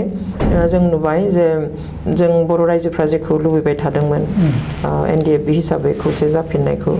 बे पिस प्रसेसनि इन्टारेस्टआवनो बिथांमोना जदिउ सिगांफ्रावहाय गुबुन गुबुन समाव गुबुन गुबुन टेबोलाव गुबुन गुबुन मेम'रेन्डाम लानानै सावरायोमोन उनावहाय गांसे मेम'रेन्डाम मोनसे टेबोलाव ज' जिरायनानै सावरायनाय बे एनभाइरनमेन्टआ फैबायमोन खिन्थु दा हयथ' लास्ट जिथु पार्लियामेन्ट इलेक्शन बे इलेक्शननि उनाव गोदान हम मिनिस्टार फैबाय बेनिफ्राय फर्मेल टकआ रिजिउम जाफिननो नागिरदों जागोन बुधहय दासिम जाथ'वाखै बेखिनियावनो बिथांखौ आरोबाव जेलाव सोफिननाय जाहैबाय औ थारमाने गुवाहाटी हाइकर्टआव मोनसे भार्डिक्ट जाबाय जेलनि हाइकर्टआव नङा बे माबायाव सिबिआइ कर्टआव फार्स्ट ट्रेकआव बिथांमोननि केसखौ फार्स्ट ट्रेकआव होनानै होबाय जों बेखौबो एसे बुंथावाब्लाबो सानफ्लाङो मालाबा जे आसामावल' नङा आसामावनो अनेक बेबायदि संगठन दङ हाथियार लानानै सोमावसारनाय गिदिर गिदिर जाथाय मावनाय खिन्थु रावनिखौबो जोङो फार्स्ट ट्रेकआव होनाय नुवाखैमोन खिन्थु एनडिएफबिनि केसखौ फार्स्ट ट्रेकआव होबाय उइदिन 1 year केसा जोब्बाय बेनिफ्राय जोबनानैहाय भार्डिक्ट होबाय स' बिथांखौ थैजासिम जेलाव थानायनि साजा होबाय अर्डार होबाय बिथांजों लोगोसे आरो गुबुन 9 जन बिथांमोननि दैदेनगिरि आरो मावथिफोर थ' बेयावबो एसे थाबथानाय जाहैबाय लोगोसे अफकोर्स इनफर्मेलि इन्टारलकेटर फैदों सावरायदों जोंबो जिरायदों आदाखौबो जेलाव लोगो हमदों खिन्थु इन द मिन टाइम आरो बिनि साननैसोनि उनावनो पार्लियामेन्टारि इलेक्शन जाबाय थ' पार्लियामेन्टारि इलेक्शन जानायनि उनाव गोदान सोरखार फैबाय सेम एखे हान्जानिब्लाबो बिजेपि सोरखारनिब्लाबो हम मिनिस्टारा सोलायलायबाय थ' बिथांमोनहा हयथ' दाख्लै दा बावैसो कार्डसिप मिट जादों ओमफ्राय बिनि उनाव बिथांनि माबा मोनोब्ला आरो फर्मेल टकआ बे गोदान हम मिनिस्टार फैनायखाय नखर मन्थ्रिया सोलायनायखाय एसे थाबथालायबाय जों आसा खालामदों दा बावैनो फर्मेल टकआ जुदिबा सिबिआइ कर्टआ जेलनि भार्डिक्ट होदों होमब्लाबो जेलाव थानानैनो बिथांमोना रायलायनायनि प्रसेसखौ लाबाय थादों सरकारजों सोरखाराथ' थाबथायाखै ओमफ्राय जोंनिफ्राय हाइकर्ट खालामफिननाय जाबाय केसखौ दा हाइकर्टआव हाइकर्टआव होफिनबाय केसआ रेजिस्टार जाबाय बेनि उनावहाय जोङो बेल मोननायनि पेटिशन होदों बेल फाइल खालामदों दा आफादनिफ्राय एनडिएफबिनिफ्राय आरो बिथांमोना मोनसे जों ज'है गुटे बर'फ्रा जाना मोनसे कोअर्डिनेशन कमिटि दादोंमोन बेनिफ्रायबो जे चिफ मिनिस्टारनियाव थांनाय जादों जे बिथांमोनाबो गोबां मेम'रेन्डाम होदों including home minister central chief minister interlocutor joint secretary North East जाहाथे बेल ग्रान्ट खालामो माने पीस प्रसेसनि थाखाय कारण बिथाङा जेल सिङाव थायोब्ला पीस प्रसेसा बोरै आवगायनो बिथाङानो मेइन मानसि स' बेयावहाय आवगायनो हानाय नङा बेयावहाय for the greater interest of the peace बेखौथ' आरो ओरैनो रायलायफ्लानाय जानाङा बेयावहाय पलिटिकल केससो बियो it's a political reason personal रिजनाव जेबो मावखायाखै बेयावहाय इच्छा खालामोब्ला सोरखारा बेखिनिखौ खालामनो हायो आरो बेनिफ्राय बे सोरखारनि सायावनो गोग्लैनानै थादों दा बिएनसि खोथायावनो फैफिननि जे बिएनसिआ आगु समाव पलिटिकल इस्यु गैयामोन थांखिया नाथाय जेब्ला तेलेंगानाखौ होनायनि थाखाय भारत सरकारा डिसिसन जाबाय बेनिफ्राय बिएनसिआबो पलिटिकल डायलग होनो थाखाय सिगांबोबाय नङा होमबा दा बिएनसि आरो मुभमेन्टबो खालामनाय जादों आरो भारत सरकारजोंबो सावरायनाय जादों मेम'रेन्डाम होनाय जादों आरो बे मेम'रेन्डाम होनाय बे गासै बिथिंखौ नोंथाङा एसे बुंथिदो नोंथांनि रावजों गिबि जोंहा बेबायदि थांखि गैयामोन जोंनि थांखियामोन जे एनडिएफबिजों फर्मेलि थाब सावरायनांगौ सोरखारा ओमफ्राय जों प्रेसार ग्रुप हिसाबै थागोन जों जेब्लाबो लोगोआव थानानै टकखौ स्पिड खालामनो थाखाय मा लाथावा एनिथिं जों थारमाने प्रेसार ग्रुप हिसाबै थागोन बेबायदिहायमोन खिन्थु उनावहाय बे नोंथां बुंनाय बादि जेब्ला तेलेंगानानि बाथ्राया जाबाय अब्ला जोंबो साननो बाध्य जाबाय बेनिफ्राय सानबायबो ओमफ्राय बे लाइनावनो मेम'रेन्डामबो होनाय जाबाय होम मिनिस्टार लोगो हमनाय जाबाय प्राइम मिनिस्टार लोगो हमनाय जाबाय बेनिफ्राय बिथांमोना मोनसे वान मेन कमिटि दानानैबो होबाय बै समनि जिके पिल्लाइ एक्स होम सेक्रेटारि होम सेक्रेटारि बिथांखौ लानानै दानानैबो होबाय ओमफ्राय बिथाङा जोंनि बड'लेण्डआव फैनानैहाय नायनो गोनां मानसि लोगो हमनो गोनां बेसेबां फिजिबिलिटि दं गैया गासैखौबो नायनो गोनां थ' बिनि डेटबो जाबायमोन बिथाङा फैनो गोनांमोन खिन्थु लास्ट मोमेन्टआव बिथाङा गाफैयाखसै बेवहाय स' बे बिदिनो खिन्थु आद्रा जानानै थानाय बादि थाबाय जे बे कमिटिखौ सोरखारा सिफायखोना सिफाया जों बेखौ मिन्थियाखसै बिनि अफकर्स बिनि बोसोरसेनि उनाव बिएनसिआबो मरलेस दिफां जाबाय बोसोरसे जेबो एक्जिकिउटिभबो जिरायाखै बे बुंनाय जादों जे बे जिके पिल्लाइ कमिटि बिथाङा जे फैनो नागिरदोंमोन खिन्थु बिथांनि जेनाखि नेतृत्व हारसिंखा वान मेन कमिसन बिथांनि बे कमिसनखौहाय दुलाराय बर' फरायसा आफादनि बिथिंनिफ्राय अपोज खालामनाय जादों होनना बुंनाय जादों जे माने बड'लेण्ड सोरजिनायनि बेलायावहाय जोंनि जिके पिल्लाइ कमिटिनि दरखार गैया दा बे खारैनो बे दिफां जादों बेबो जाहैबाय खारन बे समाव बिथांमोनजोंबो सावरायबाय थादों जोंजोंबो सावरायबाय थादों बेवहाय मोनसेनो खोथा होबाय कमिटि दानायनि मोनसेयाव अपोज खालामबाय बेबादियावबो हयथ' फासयनाय जाहैबाय माने फैस्रायाखसै आरो आচ্ছা बे बेलायावनो जादों जे बिएनसि दानाय समनि बाथ्रा दाजेननाय समनि बाथ्रा बरमायाव नोंथांमोना बिएनसिखौ दानो थाखाय माने फ्रि डिसकासन खालामबाय आरो बेवहाय दुलाराय बर' फरायसा आफादनिफ्रायबो दंमोन आरो गासै बर' गौथुमफ्रानो बेवहाय बाहागो लादोंमोन बे हिसाबै माबायाव क'क्राझाराव नभेम्बर दानाव नोंथांमोना बिएनसिखौ फुल फर्जायैनो दाबाय नाथाय बेवहाय दुलाराय बर' फरायसा आफादा थाफायाखसै बेजों लोगोसेनो बै समनि पिसिडिआर माने राजखान्थि दोलोआबो थाफायाखसै दा होमबा नोंथांमोननि बे खामानि मावनाय बेलायावहाय माने पेरेलालै मोननै ग्रुपआ ओंखारबाय थाबाय माने फैनाय जादोंमोन जे एबसु लाइननि आरो बिएनसि लाइननि दा बे बायदियाव समाजनि खामानि मावनायावथ' मोनसे प्रब्लेम फेस जादोंमोन नोंथांमोना एक्जेक्टलि समाजनि मावनो थाखाय प्रब्लेम जाया खिन्थु पलिटिकेलि एसे प्रब्लेम जायो बे समाव फैयाखै होननानै बुंनो हाया खारन बर'मानि सिटिङाव दङमोन ओमफ्राय उननि समफ्रावबो गैयामोन खिन्थु जि खालि जों कनभेनसन खालामनाय कनभेनसननि अपेन सेसनाव दुलाराय बर' फरायसानि आफादगिरिखौ लानानै बिथांमोननिफ्राय मोनसे गिदिर डेलिगेसन अपेन सेसनाव फैदोंमोन ओमफ्राय अपेनलि बिथांमोना मरेल सापर्ट डिक्लेरेसन होदों मरेल सापर्ट होनायखौ बे बिएनसि दाफुंनायनि बर' खौसे जानायाव बिथांमोना टेक्निकेल जाहोनाव थानो हाया खिन्थु जोंहा फुल सापर्ट दङ होननानैहाय ओइखालि खोथा होलांदों अपेन सेसनाव दङबो फैदोंबो बेनिफ्राय माने मोनसे हारियाथ' मालाबाबो 100% खौसे जानो हाया एसे एनै फालिफाल थायो खिन्थु बेनो माबा मोनसे अन्तराय जाहैगोन बेखौबो जों सानथावा जे हेंथा हेंखिल' जानाङा जिनिसा थानो हायो सोरबाया फैयाखै माबा खारनाव थाबोबाय बा बिथिं दङ बिदिहैबो जों मावलांनो हायो जेरै थायाब्लाबोथ' बिथांमोना माबायाव दङमोन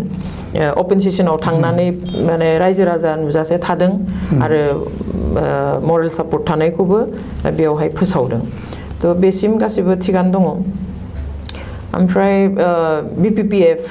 दंमोन बिथांमोना गैयामोन खिन्थु जोंनिफ्राय जोङो जोंनि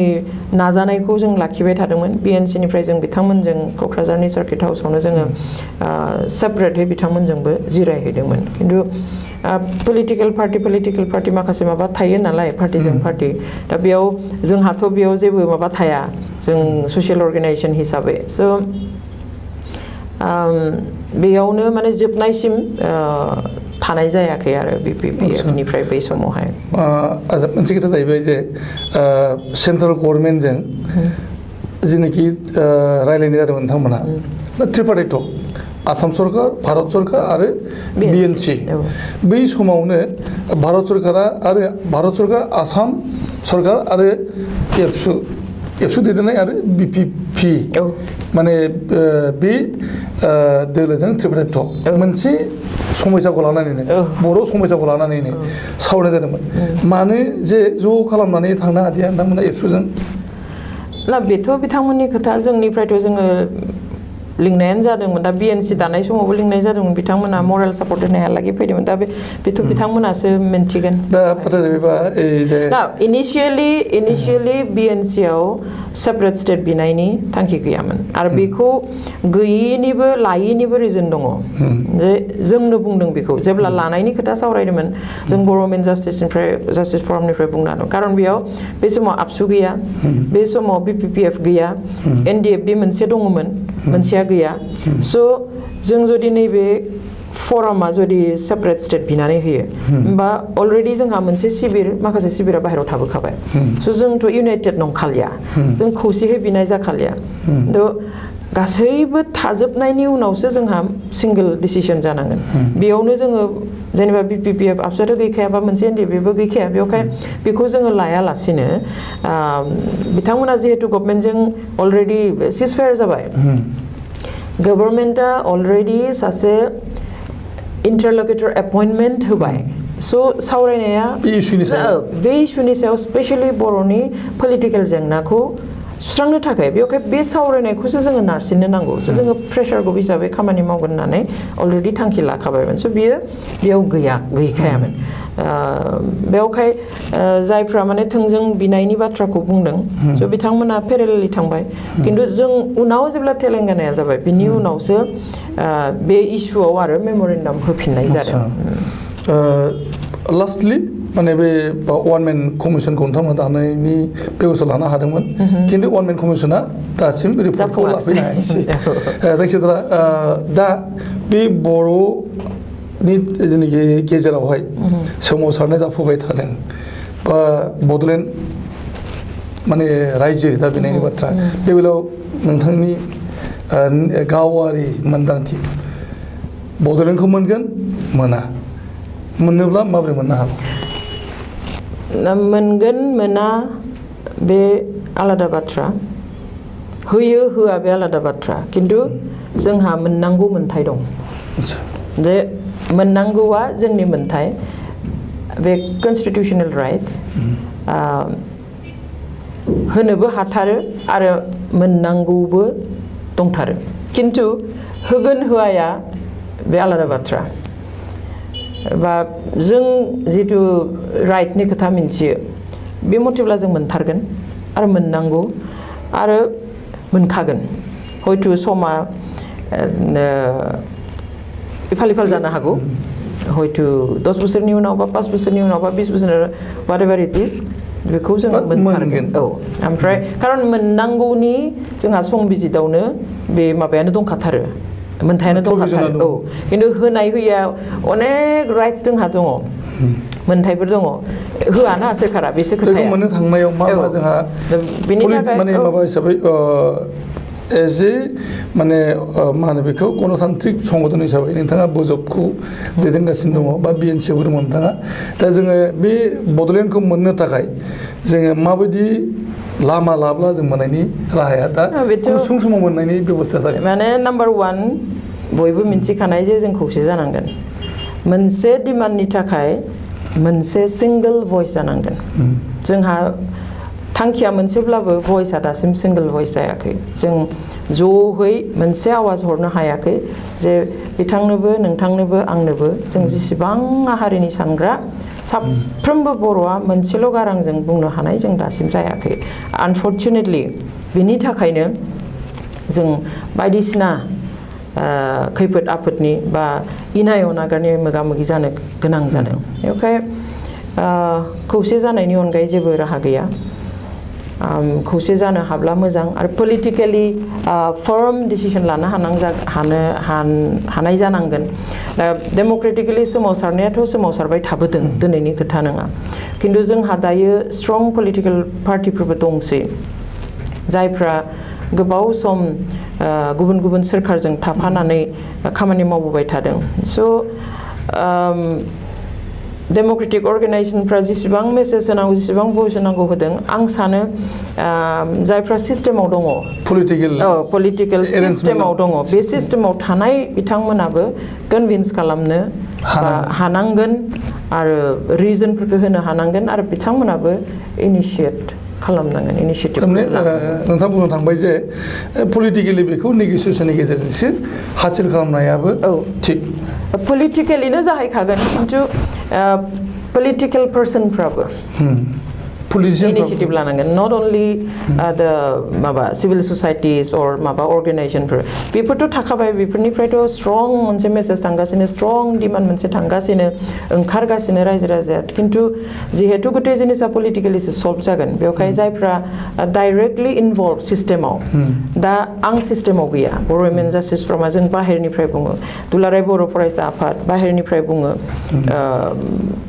बाहेराव थानानै मुभमेन्ट खालामगासिनो दङ खिन्थु सिस्टेमाव जायफ्रा दङ बिसोर बिथांमोनानो बे सिस्टेमाव बेखौ सोनो हानांगोन नोंथाङाबो संसदीयआव बाहागो लादोंमोन थांनाय 2016 मायथाइनि बिधान सभानि इलेक्सनाव नोंथाङा एमएलए नि केन्डिडेटमोन दा होमबा नोंथाङा मा जेनेबा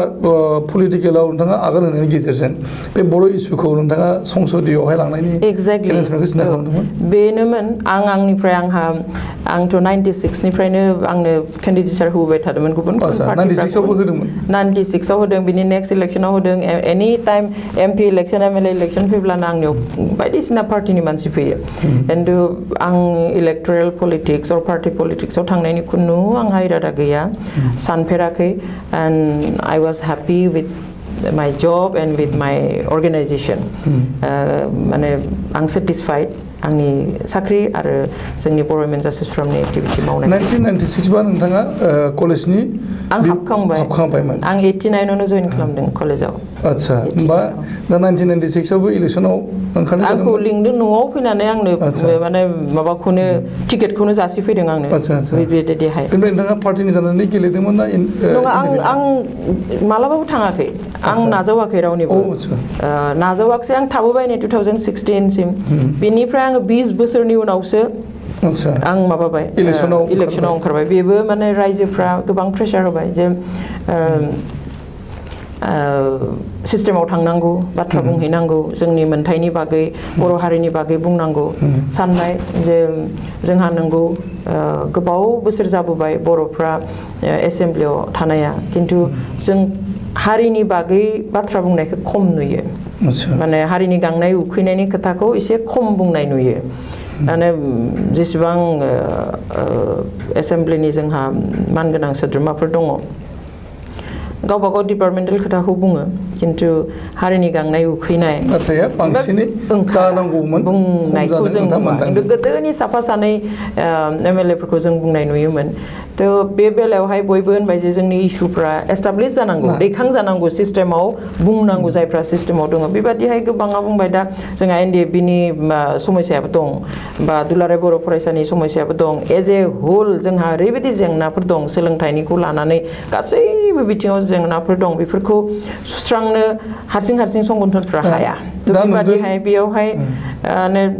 बेबादि गोबां सावरायनायनि उनाव आंहा गोसो गैयामोनब्लाबो आल्टिमेटलि आं अके रायजोनि साननानै थिग दङ हारिनि सार्थ आंनि साननायखौ आंहा गथ'फोर फोरोंनांगौ दं साख्रि गारनांगोन थांनोब्ला थ' आं VRS लाबाय 2016 आव माने नोंथाङा इलेक्सनाव बाहागो लादोंमोन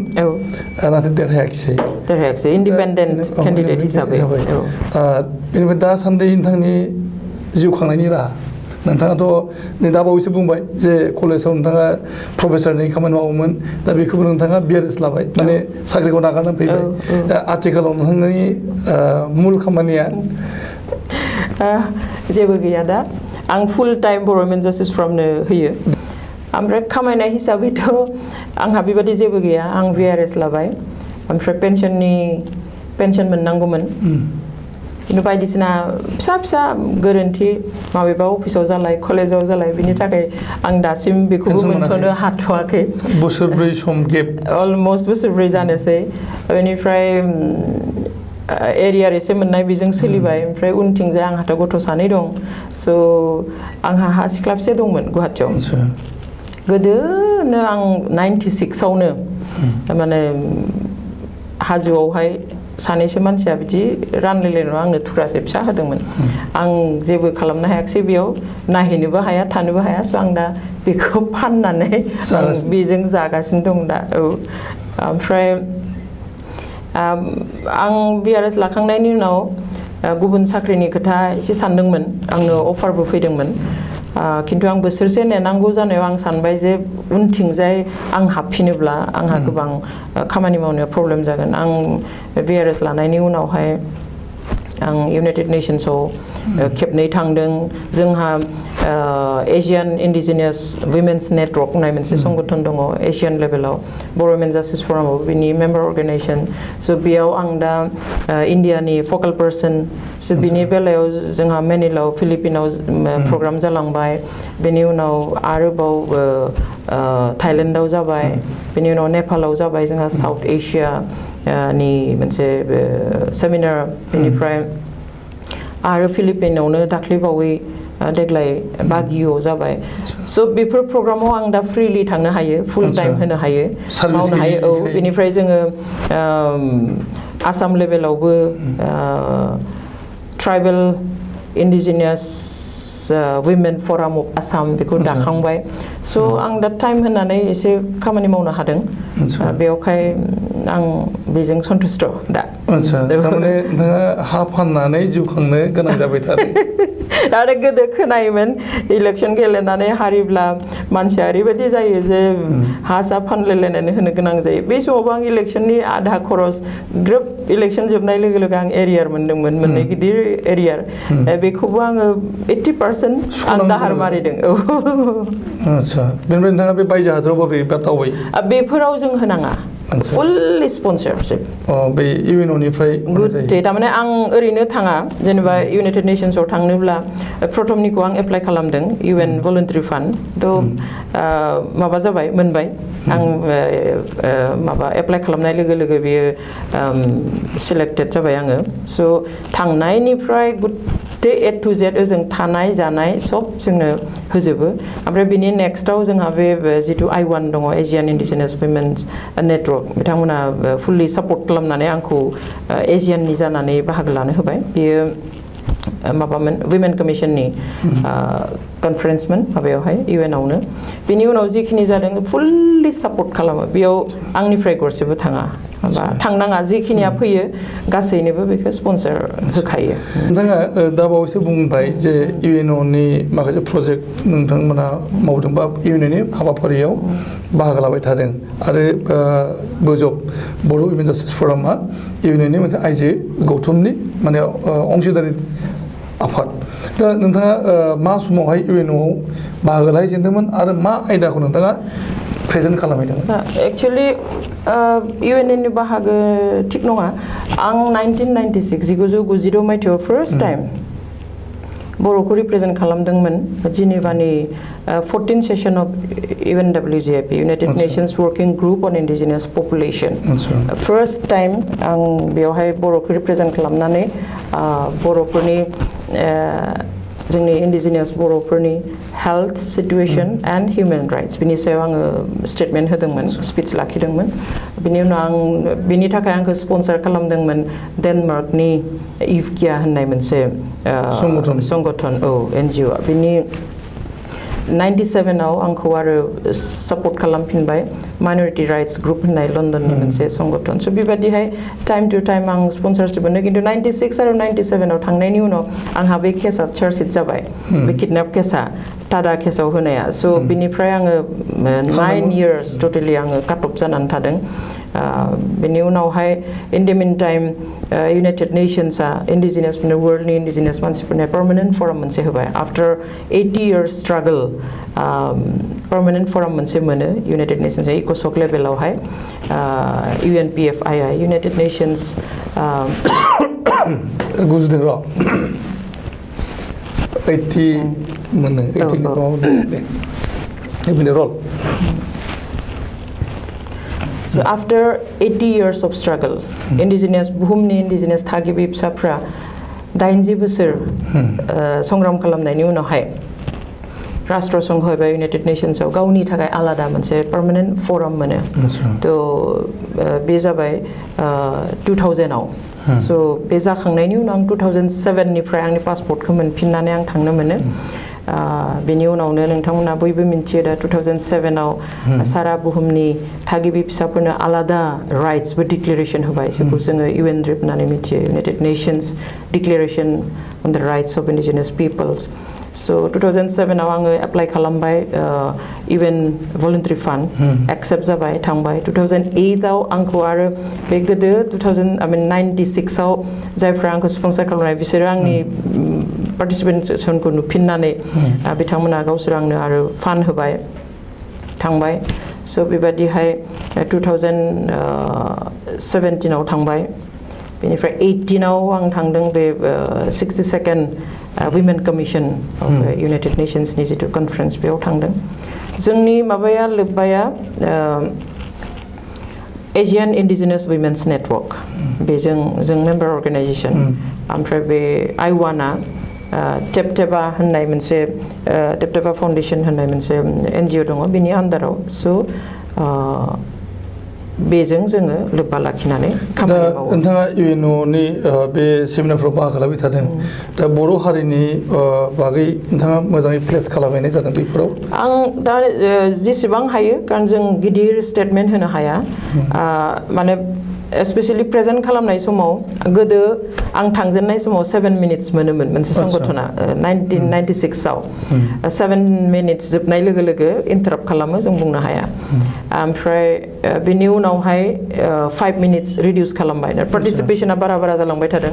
5 मिनिट्सआव रिडिउस खालामबाय ओमफ्राय जुदि ग्रुपाव होयोब्ला जों 7 मिनिट्स मोनो इन्डिभिजुवेल अर्गेनाइजेसन होबा 5 मिनिट्स बिनि उनाव जेब्ला आं 2007 आव थाङो अब्लाबो 5 मिनिट्समोन खिन्थु 2017 आव थांब्ला 3 मिनिट्स जाबाय 3 मिनिट्सल' we can speak only 3 minutes हारिनि गांनाय उखैनाय गासिबो खिन्थु we can submit जोङो मेन स्टेटमेन्टखौ जोङो साबमिट खालामनो हायो बिनि भितराव जोङो बासि नों माबेखिनिखौ हाइलाइट खालामनानै नोङो 3 मिनिट्सल' बुंनो मोनगोन बिनि उनाव माइक्र'फना अट'मेटिक काट जागोन बुंब्लाबो खोनालिया स' आं बेबादिहाय साबमिट खालामनो 2017 आव स्पेशली बे one nation one language one culture आं बिनि बागैबो आं मोननै स्टेटमेन्ट होदों आङो मोनसेया जोंनि माबा indigenous territory landनि सायाव आरो मोनसेया कालचारनि सायाव बे कालचारनि सायाव आं बेखौ स्पष्टयै बुंदों जे इन्डिया गभर्नमेन्टआ बिदि one nation one culture one language policy जिथु लादों जों indigenous-फ्रा बिदिब्ला गैया जागोन indigenous-नि language culture गासिबो गैया जागोन जों बेखौ सापर्ट खालामा स' UN-खौ आं एपिल खालामदों नोंथाङा बर' समाज बा बर' आइजोनि थामोनथा बेफोरखौ लानानैनो गोबांथा खामानि मावबाय आरो बायजो हादरावबो नोंथाङा दावबायगासिनो दङ बर'खौ रिप्रेजेन्ट खालामगासिनो दङ गोबां नोंथाङा माने एंगेजमेन्टआव थायो नोंथाङा गथ' गथायनो माब्ला सम होनो हायो नोंथाङा दहाय बुंदों जे बिमानिफ्रायनो नोंथाङा लिरनायखौ सोलोंदोंमोन थाखोदोनो फरायब्ला नोंथाङा नुदोंमोन जे नोंथांनि बिमाया माने लिरनायफ्राव नायजाब लिरनायफ्राव जोबोद बेस्थ' बेखौ नुनानैनो नोंथाङाबो एसे एसे सोलोंदोंमोन दा नोंथाङाबोथ' दा सासे माने खुदियाफोरनि बिमा जानानै दङ दा नोंथाङा माबायदि सम होदों बेखौ ओरैनो नुब्लाथ' गोब्राब नुयो आंनि थाखायबो गोब्राब नङा नंगौ आं गथ'फोरखौ मालाबा 7 मासफोरावबो आं नेपालफ्राव 7 मास गथ' गोरलै लानानैबो आं मिटिङाव थांदों ओमफ्राय मालाबा 4 मास गोरलै गथ'खौबो आं न'आव दोननानै मावदों अनेक समयसा जायो आंहा 2 गथ' दं उन्दैया दासो क्लास 9 मोनदों थेवब्लाबो बे डिपेन्ड खालामो जे नों माखौ प्रायरिटि होयो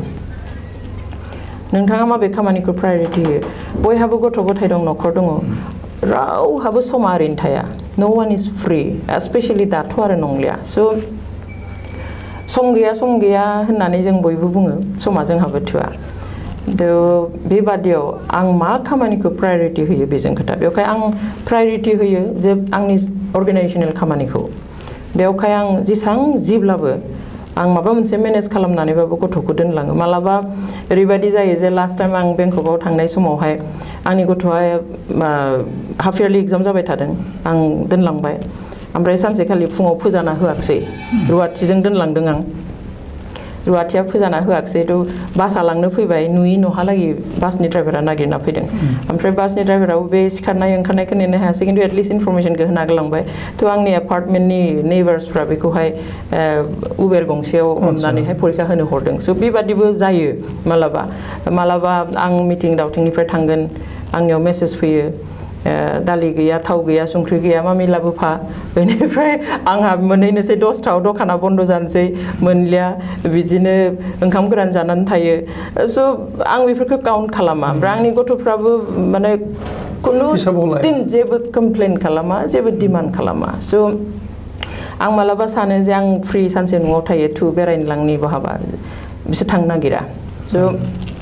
हेबिचुएटेड बिदि जायो बेवहाय जेबो डिमान्डबो गैया बिसोर दुखुबो मोना रागाबो जोङा आंनिफ्राय बे पार्टिकुलार सान दङ आंहा बोसोराव बे साननै बा सानथाम आं बिसोरनो होथारो बाखिखिनियाव जेबो हिसाब गैया गोबाव सम सावरायबाय जोबनायाव नोंथांनियाव मोनसे डायलग लुबैदों नोंथाङा सोरमोन नों सावथुनाव एक्ट्रेसमोन बबे डायलगा नोंथांनि गोसोखौ दाबो बै सावथुनसिम बोलाङो बे डायलगखौ नोंथाङा एक्चुअलि बे फिल्मावहाय डायलगा एसे खम आं मोनसे नाजानि सिटुएशना ओरैबायदिमोन जे बे फिल्मनि हिर'जों आंजों माने जोङो जात्रा गानावबो राजखुंग्रिनि फाव खालामो थ' बेबादिहाय एसे मोजां मोनलायलायनानै माने आंखौ बिहामजो लांनो नागिरो खिन्थु उनाव मिन्थिबाय जे बिमा बिफाया आंखौ गान गाबथिंग्रा होनना मिन्थिनानै जात्रा गानावसो मोसायो बेवहाय बेखौ लाङा होननानै गुबुन हिन्जाव नायबाय स' बेखौ बे गुबुन हिन्जाव नायखांनायनि उनावहाय सानसेखालि दुब्लिनिफ्राय फैनायाव लामायाव जरा जखा जालायो आरो हिर'जों आंजों थ' बे जखा जरा जानायाव बियो एक्सप्लेनेसन होनो नागिरो जे माइनाव आंनि मुङा माइनावमोन नों दुखु मोननाङा जोंनि आइ आफाया माथो खालामनो समाजनि थाखायनो गुबुन हिन्जाव माने थिग खालामनाय जाबाय बिदि होनो आरो होमब्ला आं एकदम आंथ' मिथिखाबाय नालाय गुबुन होमब्लाना आं बे बुंजोबैयावनो लोगो लोगो फिननाय होयो आरो